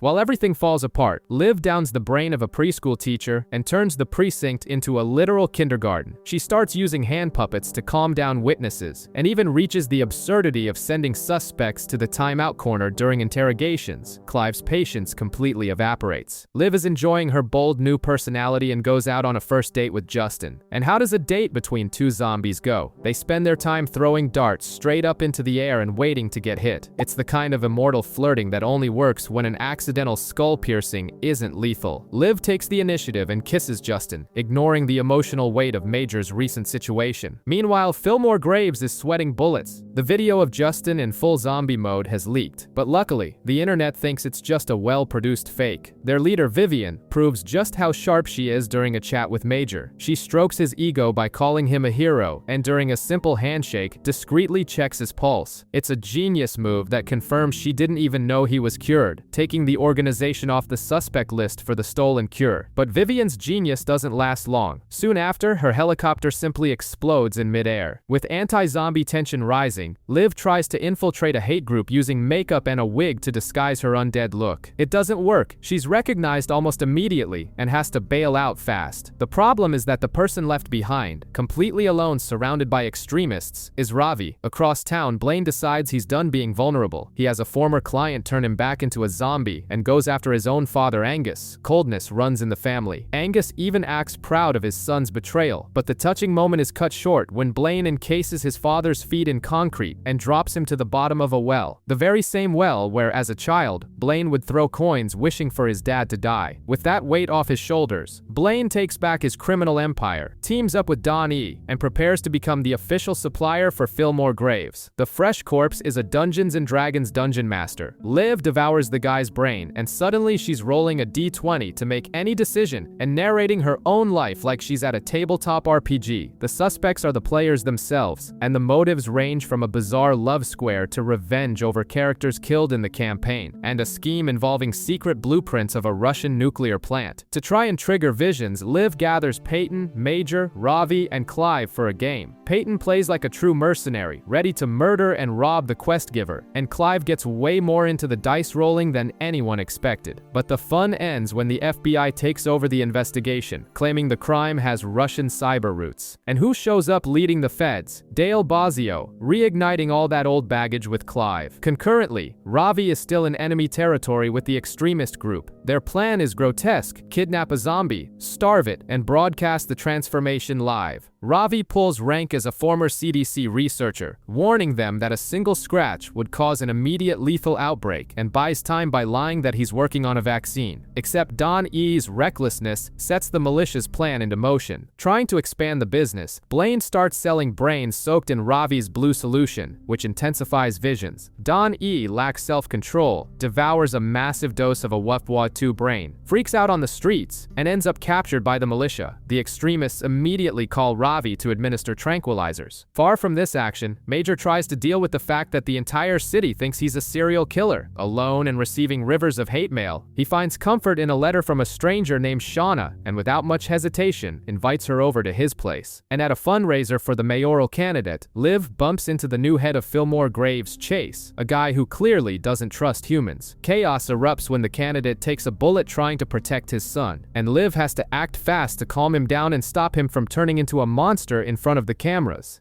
Let Carrie take your boy. You need to calm down. As if the city needed more problems, Stacy Boss is officially back in Seattle. Armed and funded, he goes straight after Blaine and shoots him twice in the chest. Except Blaine is a zombie again, so his eyes just go red, and shortly after, Boss wakes up tied down inside a coffin. The mobster still tries to drive a stake into Blaine's neck, but after realizing that killing the undead is too much work, he ends up listening to his rival's pitch, who urgently needs an elite smuggler. Meanwhile, Major ignores basic horror movie common sense. He's too busy building blanket forts and sleeping with Shauna, the total stranger from the letters. On the flip side, Peyton appeals to Liv's competitive spirit and convinces her to consume the blue brain of the suspect in the dominatrix case. The sadistic visions confirm that Weckler really did strangle the victim. However, the investigation soon reveals he didn't commit suicide in his cell. He was killed by a guard who, coincidentally, ended up dying shortly after on a cruise. To complicate the cover-up further, the deceased's daughter eats some hidden brain mash and, in the blink of an eye, recognizes that Liv is a zombie too. Weckler's brain comes with a torturous side effect: guilt-driven hallucinations. Liv starts being haunted by the ghost of Drake, the ex she had to eliminate. He shows up to ruin any chance of her relaxing and hooking up with Justin, forcing her to finally process her own grief before moving on. But the real breaking point is with Ravi. Stripped of his phone, he's forced by the militia to monitor Don E, who is locked up, starving, and being live-streamed to the internet. When the viewership spikes and the group decides it's time to start the torture, Ravi drugs Don E, swipes a burner phone hidden on him, and calls the only number he still knows by heart: Blaine. Blaine's rescue strategy boils down to him and Liv kicking the door down in full zombie mode. Before that happens, Ravi runs out of patience arguing for science and Don E's humanity, but the militia won't listen. The episode cuts with Ravi putting his own body in front of the cage to stop the torture. One of the extremists points a gun right at his head and starts a 5-second countdown. Ravi doesn't back down an inch. With Liv and Blaine in furious zombie mode, the conspiracy theorists' hideout turns into a literal war zone. They storm the place, guns blazing, subduing almost everyone. Harley escapes, but Fillmore Graves arrives with heavy military gear to wipe out what's left. As a reward, Liv eats the brain brain of one of the dead mercenaries and gets Edward Snowden-level paranoia. Now she's taping over webcams and blasting music to drown out conversations. While Major finally gets a clue and breaks up with Shauna after finding out the girl had been exposing their private lives on Tumblr, Peyton investigates Seattle's newest mayor, Floyd Baracus. She suspects he used Weckler's daughter, Tatum, to cover up his dirty laundry. During the investigation, a small detail steals the scene. Peyton sees Tatum having a vision. The girl is a zombie. Following Harley's trail, Liv and Clive find him hiding in a subterranean bunker under a fake outhouse. Clive goes to arrest him for the murder of Wally's family, but the hideout's radio triggers a vision for Liv. Harley is innocent of that crime. The problem is, before she can warn Clive, Harley shoots, Clive fires back, and the suspect drops dead. Or at least he was supposed to. Harley gets back up, revealing he's also joined the Undead Club. And just when the situation seemed under control, Ravi drops the final bombshell when he sees the front page of the local tabloid. Liv's pale face is plastered across the headline, proving to the world that zombies are real.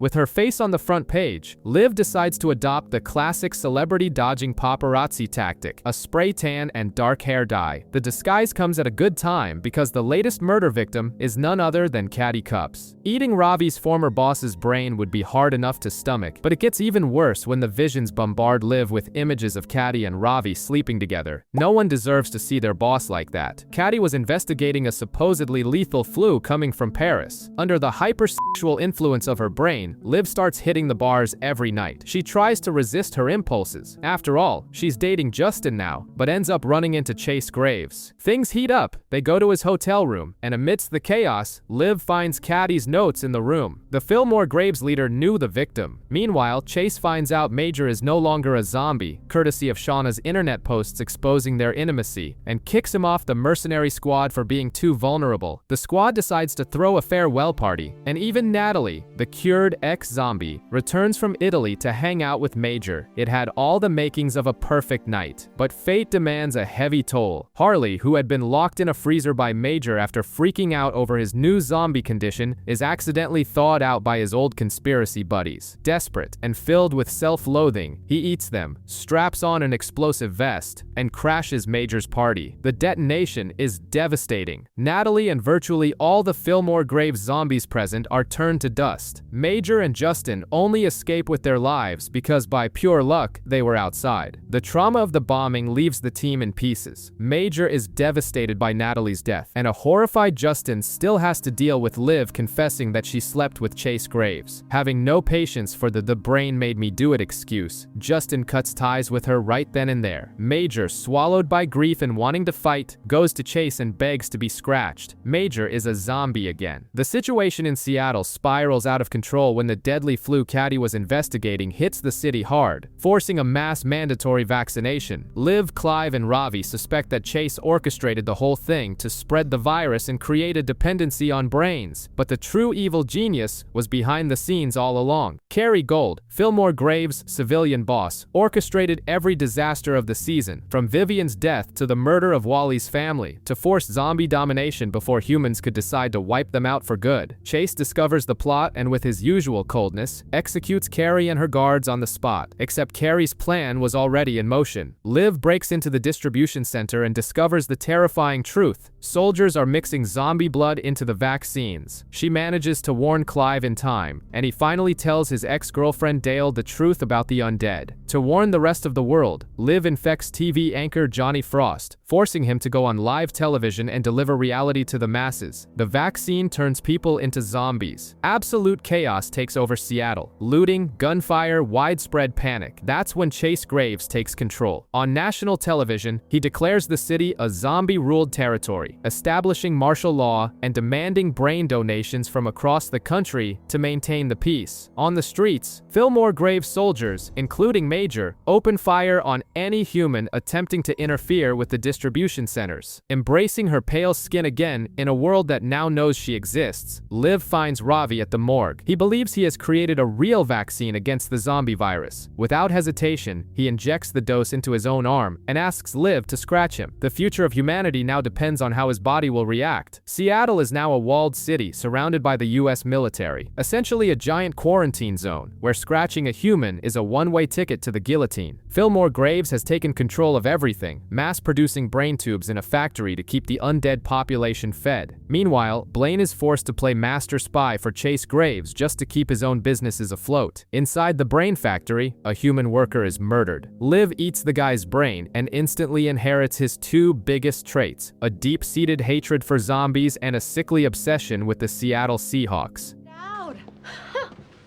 Russell Wilson, I would have your babies. Zombies are the worst. Pale-ass, brain-eating bitches.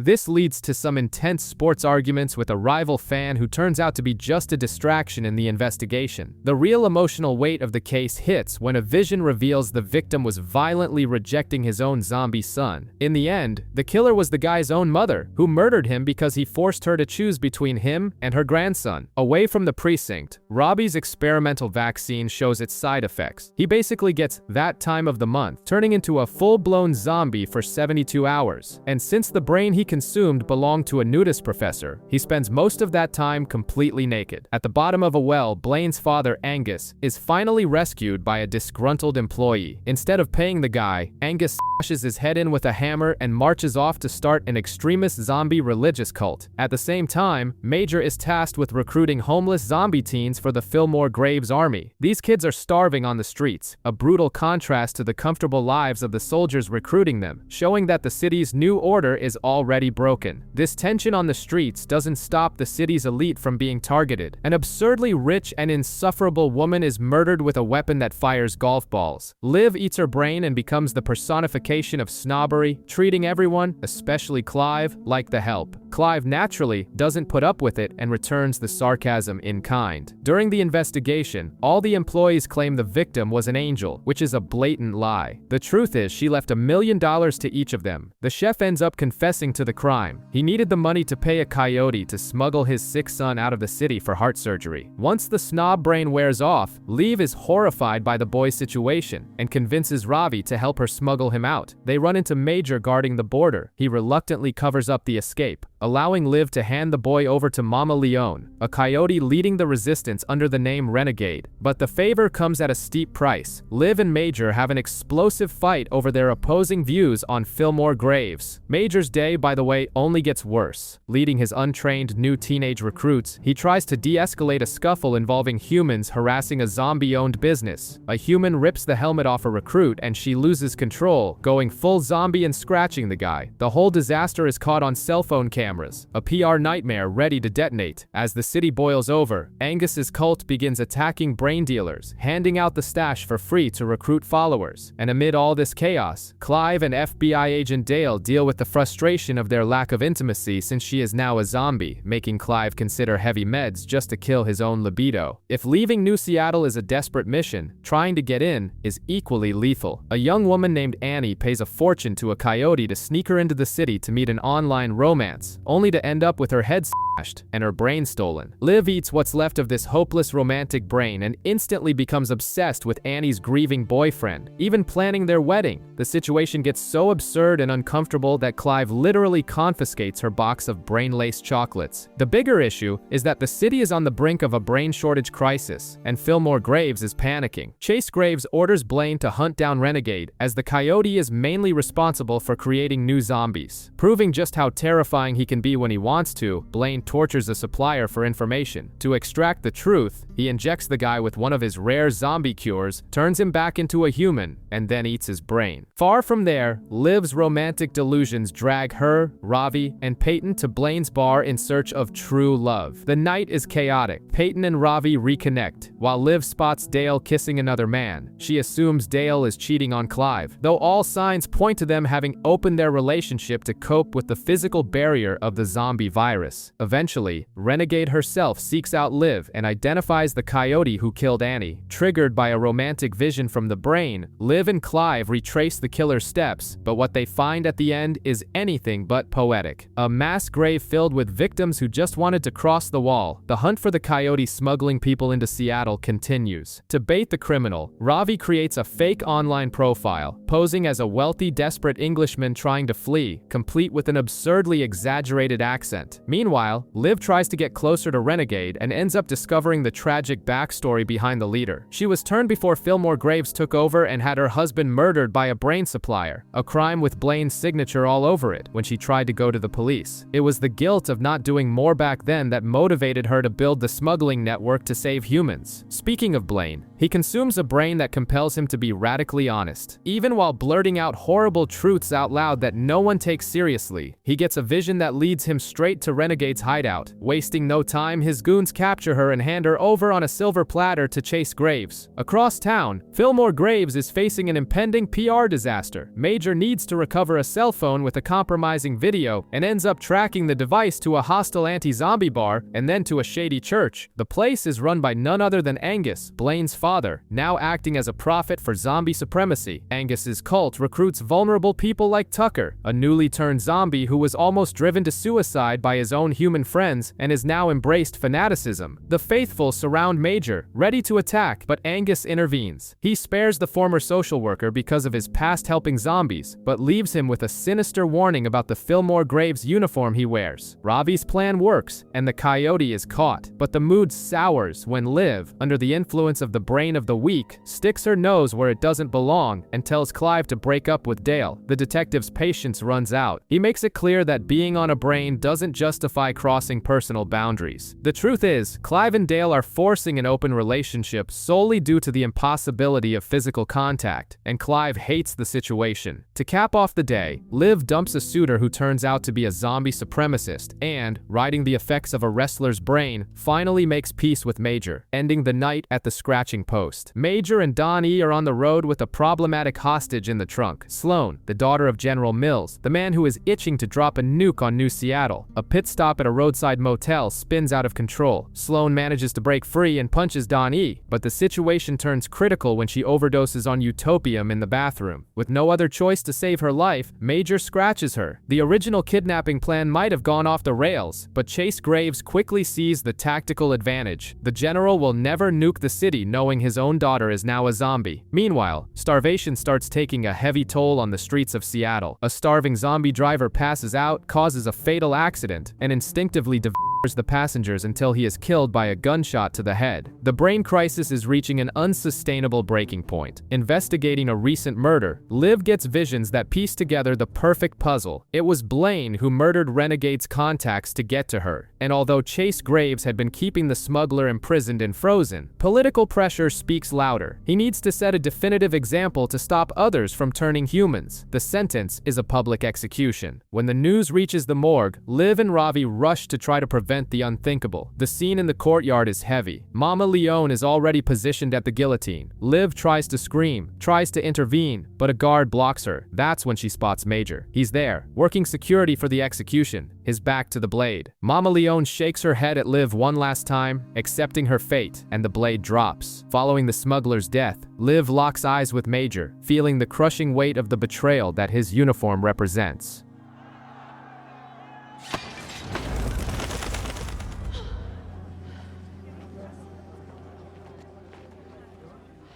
Her grief immediately gives way to resolve. She turns to Levon and gives the order to gather what's left of the crew. Renegade might be dead, but Liv just took up the mantle. On a theater actress's brain, Liv's life turns into an over-the-top spectacle, which is the worst possible time to try and take over a smuggling ring. Mama Leone's old crew is completely hostile toward her, and rightly so. Liv has no contacts, no infrastructure, and hasn't earned anyone's respect yet. To lead, she'll have to prove her worth in the field. The opportunity arises when a group of humans gets trapped in a shipping container because the coyotes fled after the former leader's execution. Treating the entire operation like a meticulously rehearsed first play, Liv executes the rescue flawlessly. To seal her commitment to the cause, she scratches the refugees in front of Levon's camera, the group's documentary filmmaker. The act completes her transition. Levon officially calls her renegade, and now she holds hundreds of new applications from desperate humans wanting to get into the city. Meanwhile, Peyton tries to help a bus crash survivor find a lost dog, but the only person who knew its location was a deceased heroin addict. Wanting to impress Peyton, Ravi decides to consume the brain himself. The result is brutal. He goes through severe withdrawals, enduring physical hell while Peyton cares for him. When the vision finally hits and the dog is saved, the effort pays off. The two share a kiss, fully rekindling their romance. Clive's love life, on the other hand, continues to fall apart. A date with Michelle goes down the drain when his open relationship with Dale becomes a topic of discussion during a seminar. Michelle leaves, looking for something more exclusive, and Dale, watching the scene unfold, realizes just how dysfunctional and painful their arrangement has become. Far from there, the past comes knocking hard on Blaine's door. Angus and his growing flock of zombie supremacists crash the restaurant demanding food. Seeing his abusive father out of the well is already a shock, but hearing Angus offer forgiveness almost makes Blaine lose his mind completely. Outnumbered by the fanatics, he swallows his hatred and agrees to feed them once a week. But knowing Blaine, the countdown to retaliation has already begun. Liv's life is now all about running Mama Leone's smuggling operation. The problem is that the old routes have dried up, and the city is in the midst of a brain shortage. To make matters tenser, Liv and Levon, the zombie filmmaker, try to investigate Brother Love's cult, only to discover that the extremist leader is none other than Angus, Blaine's father. The guy is preaching a theology of zombie supremacy that has every ingredient for a disaster. In the midst of this, the murder of the week involves a pickup artist, your typical professional manipulator. Liv eats the victim's brain and, predictably, becomes insufferable. She even hits on Levon, who immediately kills the mood and kicks her out, making it clear nothing is going to happen while she's hiding behind the persona of a harassing jerk. The investigation reveals the deceased had ruined a woman's life by helping a Fillmore Graves soldier hide that he was a zombie before sleeping with her. The retaliation? The woman, now a zombie heading straight for a deep freeze, poisoned the guy's condoms. While Liv tries to be discreet about stealing fake ID machines from the government, chaos reigns in Clive's love life. He hires an escort, and Dale finds out. The awkwardness becomes unbearable since, despite opening up their relationship, she herself hasn't slept with anyone else yet. Over at Fillmore Graves HQ, Chase Graves is losing his grip. He names Major as his right-hand man, but suffers from such extreme paranoia that he orders a squad to raid and destroy a newspaper office, just for calling Mama Leone a martyr. Major embraces his Chaos Killer title and lies through his teeth to Peyton about the brutality of the raid. At the end of the day, Peyton returns to the apartment she shares with Liv and catches her friend printing the fake IDs. The new Renegade's secret is officially out.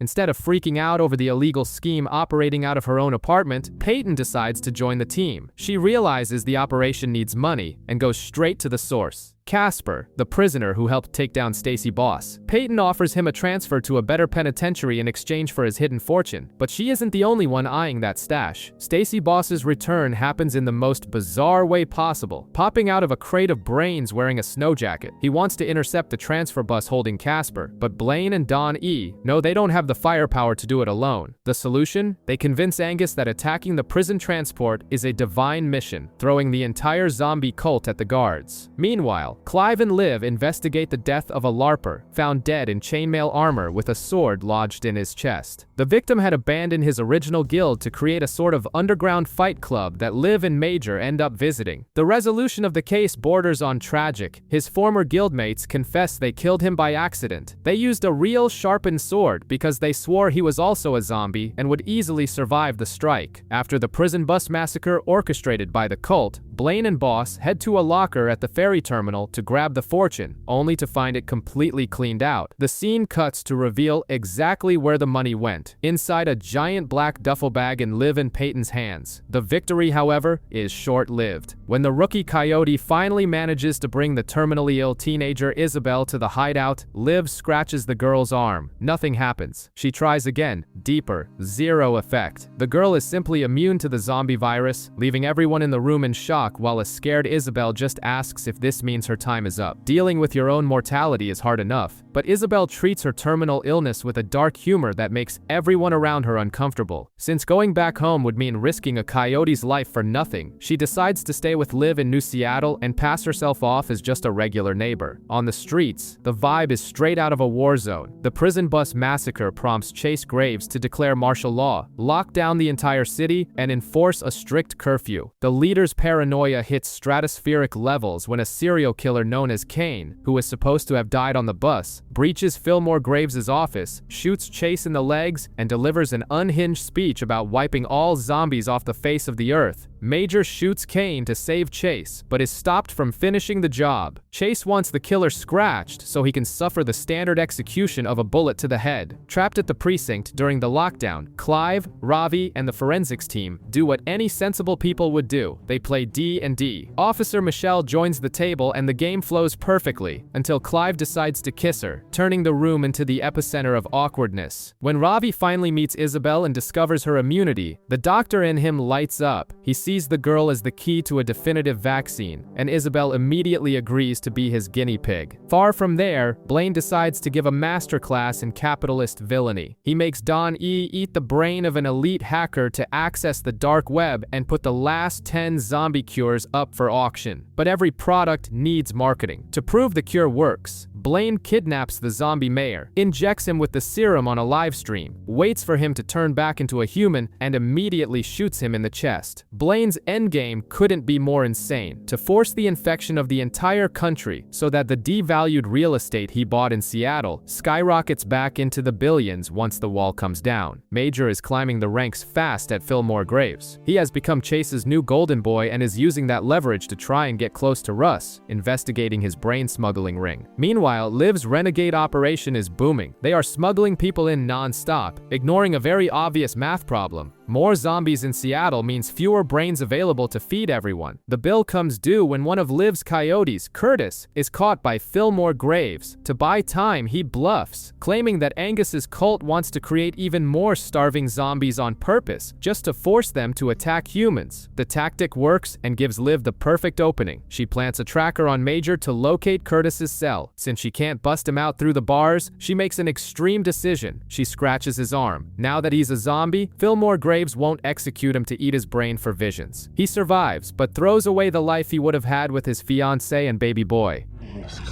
Show you the risks. Go.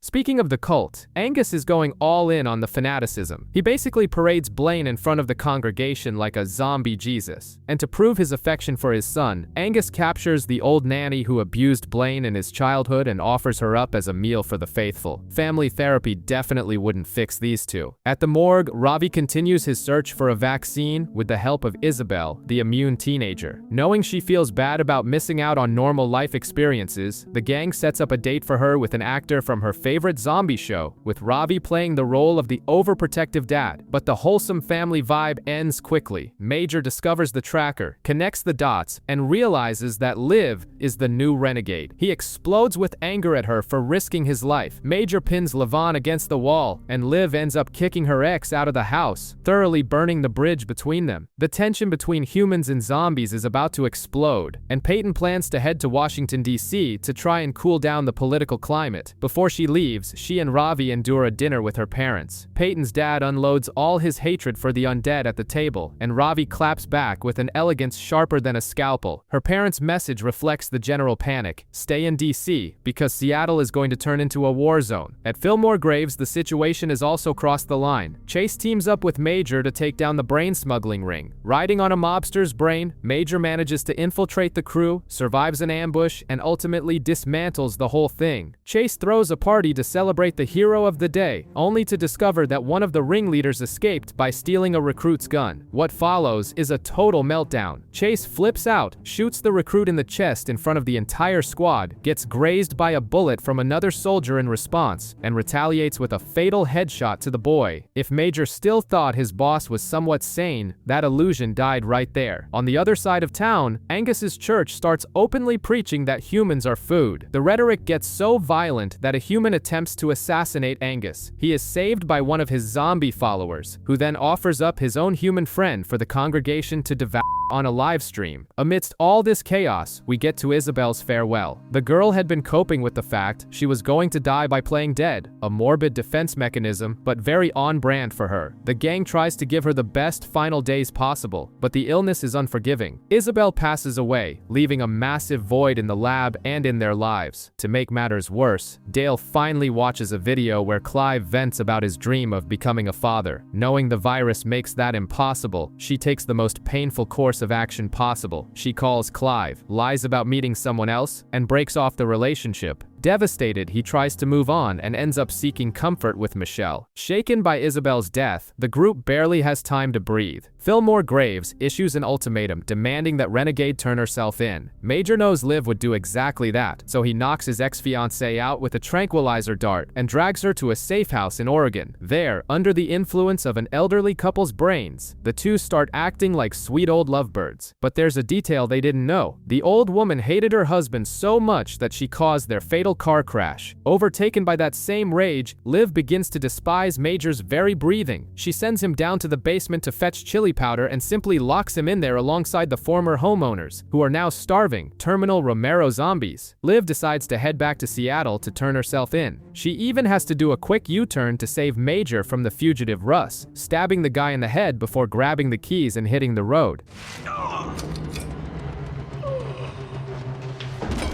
Sorry, fix my drinks, do my dishes, rescue me. But upon arriving at the headquarters, she discovers that Levon took the fall in her place to prevent the execution of one of the coyotes. Meanwhile, Ravi and Clive investigate a murder at Blaine's club. Ravi eats the victim's brain and realizes it had traces of the old zombie cure. A light bulb goes off in the doctor's head. He tests Isabel's brain and confirms the girl was the vaccine they had been searching for all along. He immediately uses a piece of it to test the theory on a lab rat. Clive, for his part, goes after Dale. He tells her he doesn't mind giving up the biological dream of having kids, proposes to his partner, and announces he's ready to turn into a zombie for her. A rare moment of peace in the show. Peace, however, is nowhere to be found for Liv. She barges into Chase Graves' office, demanding to take Levon's place. The boy makes one last move, stealing the boss's gun, but can't pull the trigger. Chase, entirely out of patience, decrees that the two of them will go to the guillotine together. To cap off the madness, Don E fires up an industrial shredder on the roof of his club. Angus looks up at the sky, takes the event as a divine sign, and unleashes his legion of crazed fanatics onto the streets. The brain crisis in Seattle hits a critical level, and Ravi even tries to play the hero, asking Peyton to stay safe in DC. The problem is that she's already downstairs in his house. The two finally work things out, but the romantic mood is cut short because Liv is sitting on death row at Fillmore Graves. Chase Graves, in a rare moment of mercy, allows Liv's friends to say their goodbyes. That's when she drops her final card. Levon's investigative documentary. Peyton tracks down the file and uploads the whole thing to the internet. The cherry on top? The footage is narrated by none other than Paul Rudd. The video goes instantly viral, turning public opinion in Liv's favor. Meanwhile, Angus decides he has received a divine calling to lead his zombie cult out of Seattle. Blaine even tries to warn him that the sign from God was just a trick he made up, but his father is already completely delusional and ignores him. The result is exactly what you'd expect when a horde of fanatics charges head-on at the United States Army. An absolute bloodbath. Angus and his congregation are summarily wiped off the map. Back at Fillmore Graves, the rescue turns into a race against time. Clive, who had been busy ignoring his phone to be with Dale, finally joins the group. He and Major manage to bust through the execution doors, but they arrive a second too late to save Levon. Chaos ensues. In the middle of the brawl, Chase ends up with his own head on the guillotine block. Liv doesn't think twice and pulls the lever. End of the line for the dictator. With Chase dead, Major takes command of Fillmore Graves and immediately rushes to strike a smuggling deal with Blaine, but his relationship with Liv is in tatters. She blames him for letting Levon die and decides she wants to become human again using Isabel's immune brain. But at the last minute, Clive and Dale decide to get married right then and there. Clive states he's willing to become a zombie for the woman he loves, so Liv makes a drastic decision and gives the one-of-a-kind cure to Dale. Stepping out into the parking lot, Liv is met with a cheering crowd of humans and zombies. She realizes the weight of what she has built and accepts that her retirement as Renegade will have to wait. With Liv fully embracing her leadership role, peace in Seattle lasts exactly 0 seconds. A video of a zombie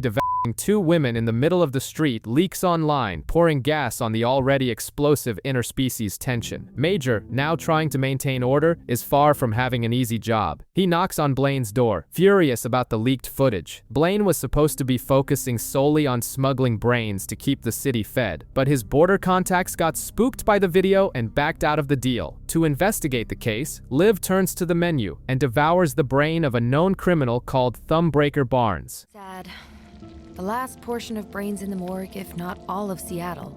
The extra aggression comes in handy, as the situation in the city is spiraling out of control by the minute. Amidst all this chaos, Liv decides to use her coyote network to save a teenager suffering a in a human foster home. She assigns Baron to the mission, but the kid complicates everything by showing up at the border with two friends, turning a simple rescue into a highly risky operation. The public mood turns into a powder keg. Peyton has to go on television to do damage control and try to salvage Seattle's fragile image, while Ravi deals with scientists offering cures that would cost the lives of innocent kids. On the other side, anti-zombie extremists decide to take matters into their own hands. A man packs a van with explosives, drives straight into a checkpoint and detonates the vehicle, killing 5 border agents. The anti-zombie narrative gains lethal momentum, and Seattle seems ready to collapse. Liv and Clive's investigation quickly dismantles the hoax. The zombie attack video was nothing more than a highly scripted setup. The supposed victim is found very much alive, hiding out and getting high with her boyfriend. The one pulling the strings behind the stunt was Dolly, the leader of the extremist group Dead Enders, who wastes no time sending her goons to silence the girl who recorded the video, ensuring there are no loose ends. And the hatred spread by Dolly takes an immediate toll. When Baron tries to cross the border with the teenagers, the Dead Enders set up an ambush. The shootout is lethal, and Baron doesn't make it. With no other option to save the kids in the middle of a war zone, Liv scratches the teenage boy, who in turn turns his 2 friends. The rescue mission ends with 3 more zombies added to the city's headcount. The climate of retaliation engulfs the streets. After Fillmore Graves' soldiers are attacked by humans, the troops decide to take justice into their own hands and raid a dead-ender bar, murdering a man. Major finds himself in the middle of a pressure cooker. His soldiers think he's a weak leader for not striking back, and the human population is demanding the murderers' heads. To get out of this, Major pulls a classic political move and creates his own fake news. He stages the execution of the guilty soldiers to appease the humans, but in reality, he just secretly freezes them. The tactic cools the panic and leaves Dolly foaming at the mouth for getting outplayed at her own manipulation game. Still, the cost for Fillmore Graves is high. Insubordination within the ranks grows, and a new ambush results in Jordan's tragic death. With the chaos at a breaking point, Liv, now energized by the brain of a fitness guru, tries to offer Major some support. Meanwhile, Peyton realizes the government is inches away from dropping a nuke on the city. In sheer desperation, she decides to fund a bizarre PR sketch starring Ravi and Jimmy. It's a last-ditch effort to humanize zombies through comedy before everything turns to ashes. A dancing couple is in the middle of an intense rehearsal. They take a break, sip a protein shake, and within seconds, drop dead on the floor. The dish of the day at the morgue is ballroom dancer brain. Their investigation strategy: infiltrate the dance studio using the aliases Fred and Ginger. It's basically an episode of Dancing with the Stars, but with homicide interrogations. Meanwhile, things heat up at a high school. Fillmore Graves soldiers raid the place to crash a supposed lice inspection. Peyton is furious when she sees the video and goes to confront Major, complaining that his men are acting like bullies. One of them even made a creepy comment about a student. Major doesn't back down and warns her that the school was actually hunting down zombie teenagers to lock them up. Peyton doubts him until she witnesses a bullied kid go full-on zombie mode in the school hallway. Yep, Major was right. In Clive's personal life, the chaos takes a different shape. He and Ava are at a childbirth prep class when Michelle, whom Clive slept with during a recent breakup, walks into the room, pregnant. Clive panics. Michelle refuses a DNA test for now due to the risks to the baby, leaving the doubt hanging in the air. The peak of awkwardness happens when Ava, completely unaware, pairs up with Michelle for the class, while Clive watches, sweating bullets. Back to the case, Ravi's intensive dance training with Liv and Clive, who out of nowhere reveals himself to be a cha-cha master, pays off. But during the competition, Liv has a vision that shifts the course of the investigation. They rush to a new suspect's apartment, start asking questions, and the guy takes a sip of a drink and drops drops dead right in front of them. More poison. The witness list is shrinking dangerously fast. At the end of the day, Liv opens the doors of her safe house and welcomes the orphan zombie teenagers rescued by Peyton and Major, ensuring they have a safe place to stay. The corpse of the week is a data mining CEO obsessed with doomsday bunkers. A legit paranoid Silicon Valley billionaire, but one who left behind a colossal problem. The victims' tracking apps collected enough user habit data to cross-reference information and essentially out the identity of absolutely every hidden zombie in Seattle. It's a digital time bomb ready to implode the city. As if leaking everyone's location wasn't enough of a problem, political tension hits a new peak. A new extremist enters the scene, operating in the shadows, driving a shady van, and kidnapping zombie teachers while delivering pro-undead speeches. The conflict between humans and zombies is escalating fast, leaving the streets one step away from turning into an all-out war zone. While the world crumbles, Blaine keeps living in his own bubble of arrogance and manipulation. He even stars in a fight scene doing capoeira just to show off. But the real threat to him doesn't require physical effort. A new character named Al enters the dealer's orbit. She has an aura of mystery, doesn't fall for his cheap charm, and during a conversation casually drops the name of Floyd Baracus, the former mayor. Blaine thinks he has everything under control as always, but Al is the exact opposite of the people he usually manipulates. She is putting together a dangerous puzzle, quietly gathering pieces and evidence to nail him once and for all for the mayor's murder. Finally, someone who can see right through his tricks and is getting ready to pull the rug out from under him. Having Blaine as a neighbor is already a bad idea, but Harris Burroughs pushed his luck. The guy was young, rich, a partier, and had the terrible habit of blocking Blaine's driveway. After receiving a direct death threat and responding by calling Blaine an old man, Harris is found roasted inside his own sauna, locked from the outside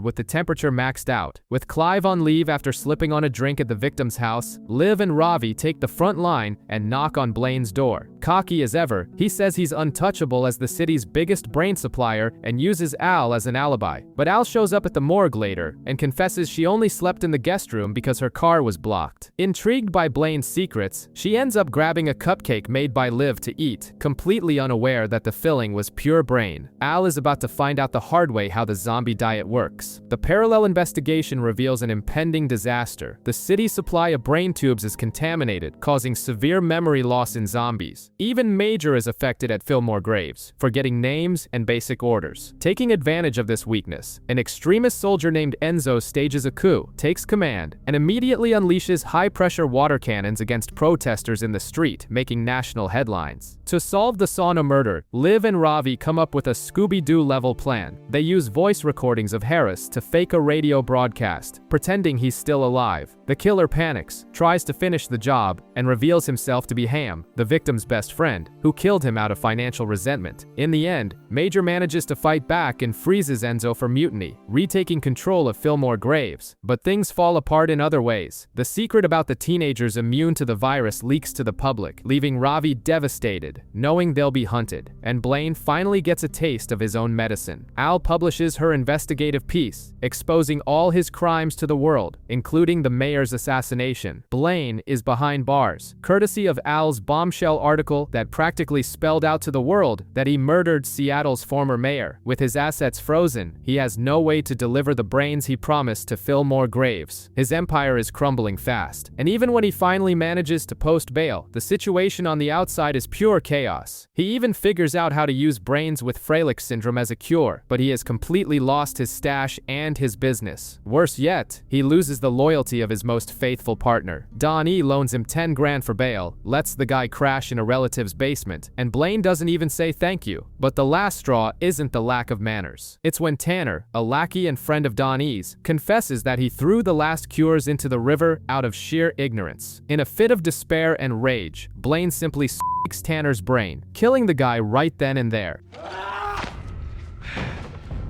Strike three, monkey fighter! For Don E, who gets slapped with the thankless task of disposing of the body, it's a reality check. He realizes that, to Blaine, everyone is disposable, and the timing is perfect for Stacy Boss's return. The mobster reappears, eager to take over the brain monopoly, and makes an offer. Don E, tired of being the eternally underappreciated second-in-command, accepts the partnership and betrays Blaine for good. Now, Fillmore Graves wants to keep this corrupt new brain source a secret. To throw people off, they tell all of New Seattle that a mysterious philanthropist is the new supplier. Blaine remains in the dark about who pulled the rug out from under him, but the guy is too smart not to connect the dots soon. The tension in the city keeps mounting, but at the morgue, the problem becomes purely culinary and lethal. A chef with a volcanic temper is murdered in her own restaurant, bludgeoned over the head with stale bread and suffocated with cling wrap. It was a gruesome death, but considering how unbearable she was with her staff, the suspect list is a mile long. Liv consumes the brain and, as expected, turns into a ruthless perfectionist, barking arrogant orders left and right. Ravi barely has time to deal with Liv's outbursts. He's hunting down a utopium dealer to try and synthesize a safe cure. The CDC bailed on their partnership, thinking he was being dramatic about the danger the immune kids were in. Needing help, Ravi tries to play therapist to get Charlie to reconcile with her twin sister Lila. Their mother has dementia, and the resentment between the two is massive, but Ravi doesn't give up and finally manages to get Lila to forgive her sister. At the precinct, Clive is covering Dale's maternity leave. Trying to be careful, he hands off a simple roller rink case to Detective Michelle, who is also pregnant. The plan fails miserably when she takes a hockey puck to the head. At the hospital, Clive arrives ready to step up and take responsibility, thinking he's the baby's father, but Michelle drops the truth bomb. He's not the dad. She only put Clive's name on the paperwork because she knew that, unlike the real guy, he would actually show up.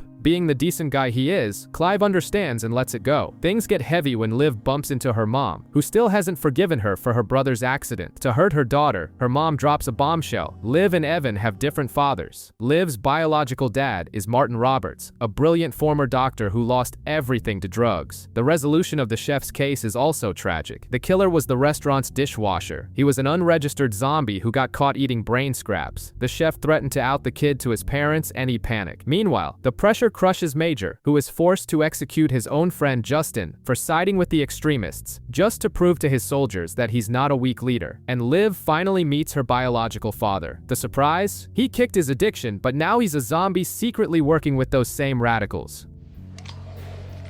No, it does not. No matter. There's nothing.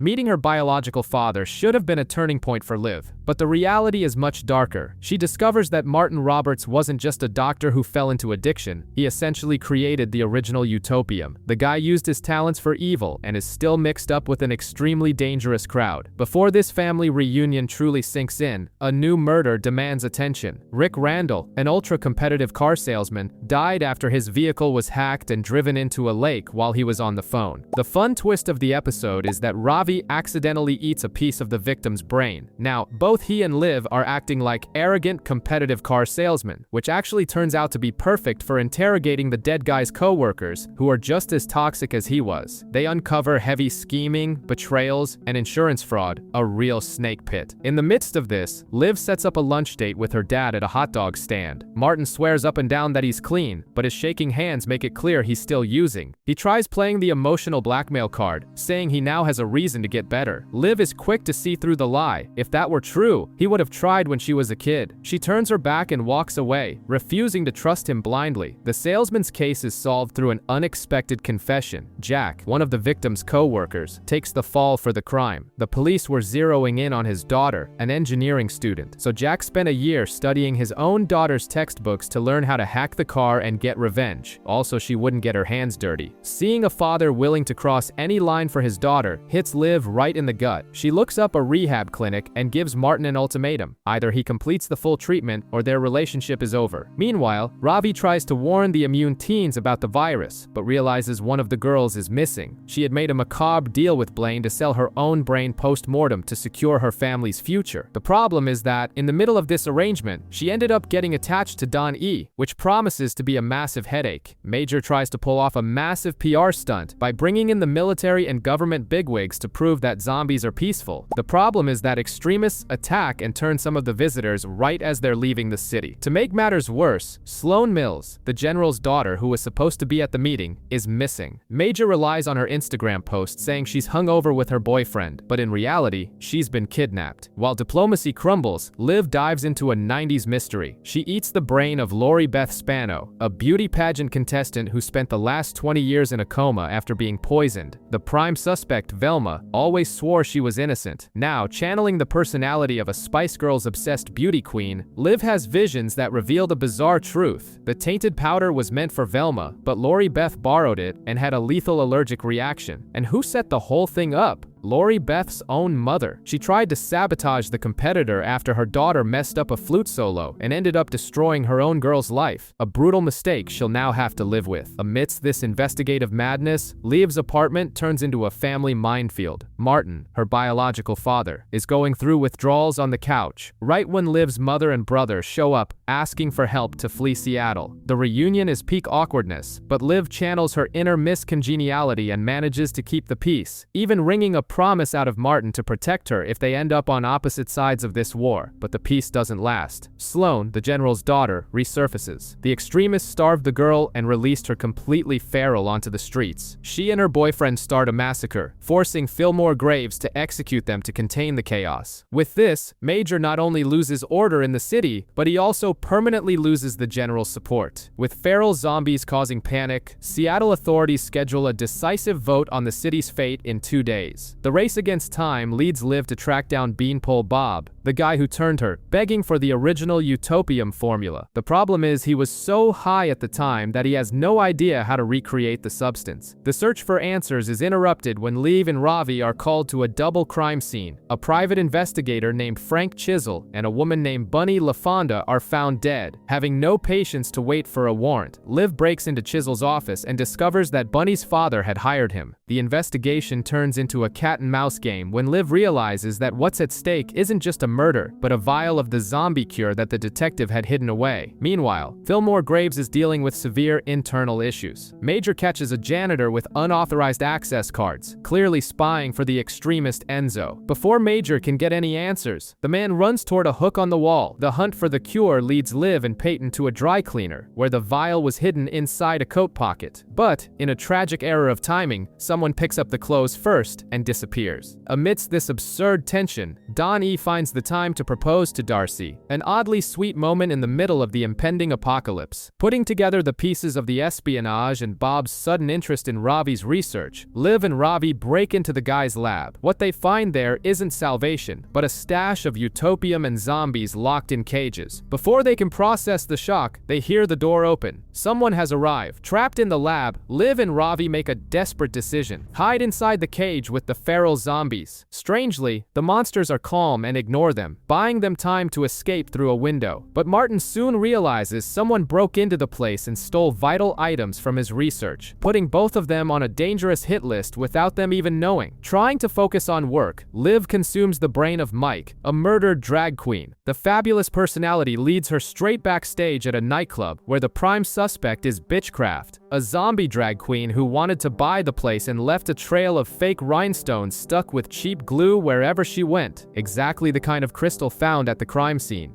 Bitchcraft swears the jewels belong to her copycat fans. A vision of a dropped Cher wig leads Liv and Clive back to Gary, one of the victim's best friends. Gary confesses to the murder simply because Mike planned to sell the club to a developer to turn it into a parking lot. But the real nightmare is far from the stage. Liv discovers that her contact, Graham, was being blackmailed by extremists who kidnapped and killed his boyfriend to force him to smuggle zombies. Realizing the global infection plan is spiraling out of control, Liv confronts her father, begging him to stop the revolution. Martin surprisingly hesitates. He begins to back down, but his allies sense the weakness and execute him with a gunshot right in front of Liv. The carnage doesn't stop there. Blaine discovers that Don E had been selling brains to Fillmore Graves behind his back, the only operation still making money after Major and Ravi rescued the immune teenagers. In cold retaliation, Blaine murders Don E's fiancée. At this point, the city has completely crumbled. Friendships have turned to dust, and there are no more rules to the game. The hope for an easy cure goes down the drain. Ravi's contact, Saxon, decided to side with Big Pharma, who would rather profit from chronic treatments than actually cure people. He locks the tainted utopium in a maximum security lab, pushing Liv to her breaking point. The decision is clear. They're going to have to break into the CDC and steal the damn thing by force. Since no one there has a bank robber's resume, Liv assembles a crew. Clive handles security, Major sorts out the gadgets and logistics, and Peyton is there to poke holes in the plan. Peyton is the first to point out that they'd need an Ocean's 8-style team for this to work. Luckily, Liv and Ravi have the most disgusting and useful superpower of all. They just need to eat the right brains. A feast of Russian hacker, acrobat,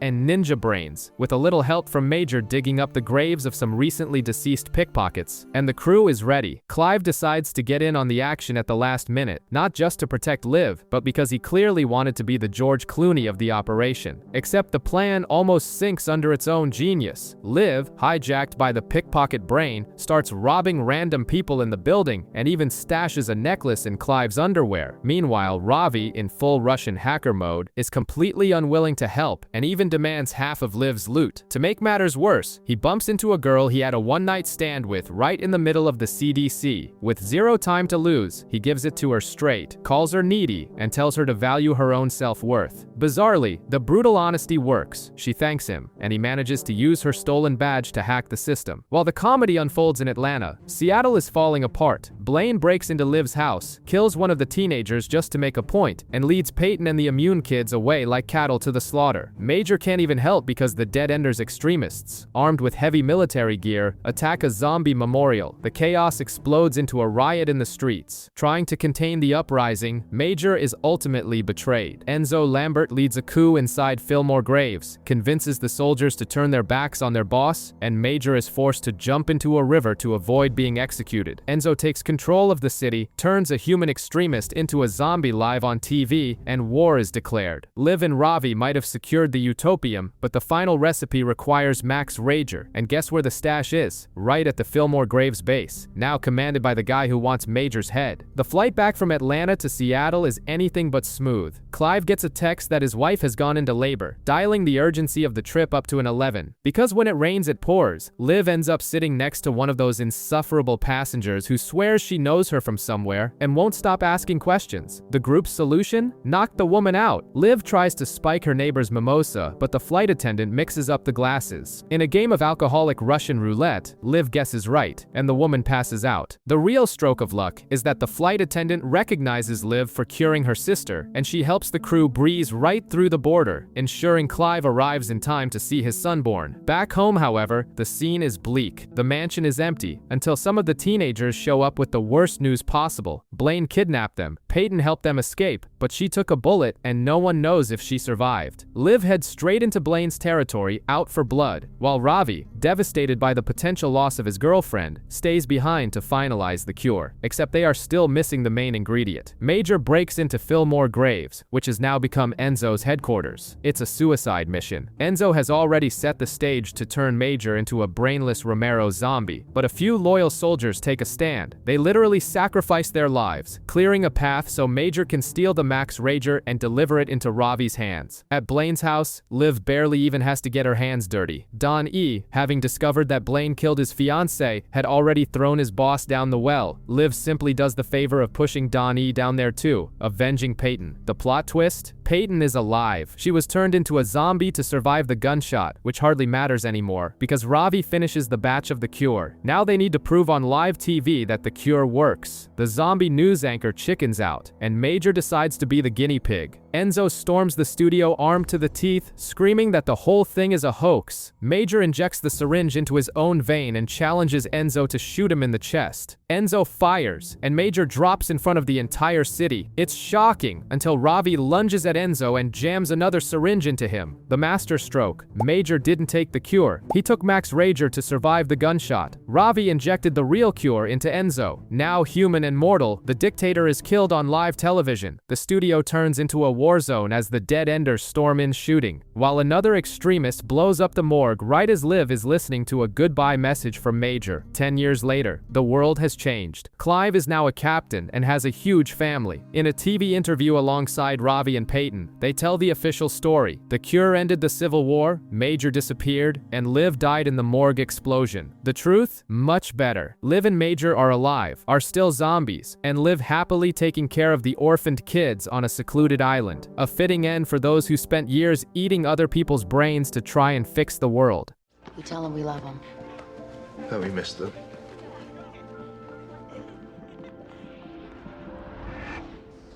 You guys, thank you so much.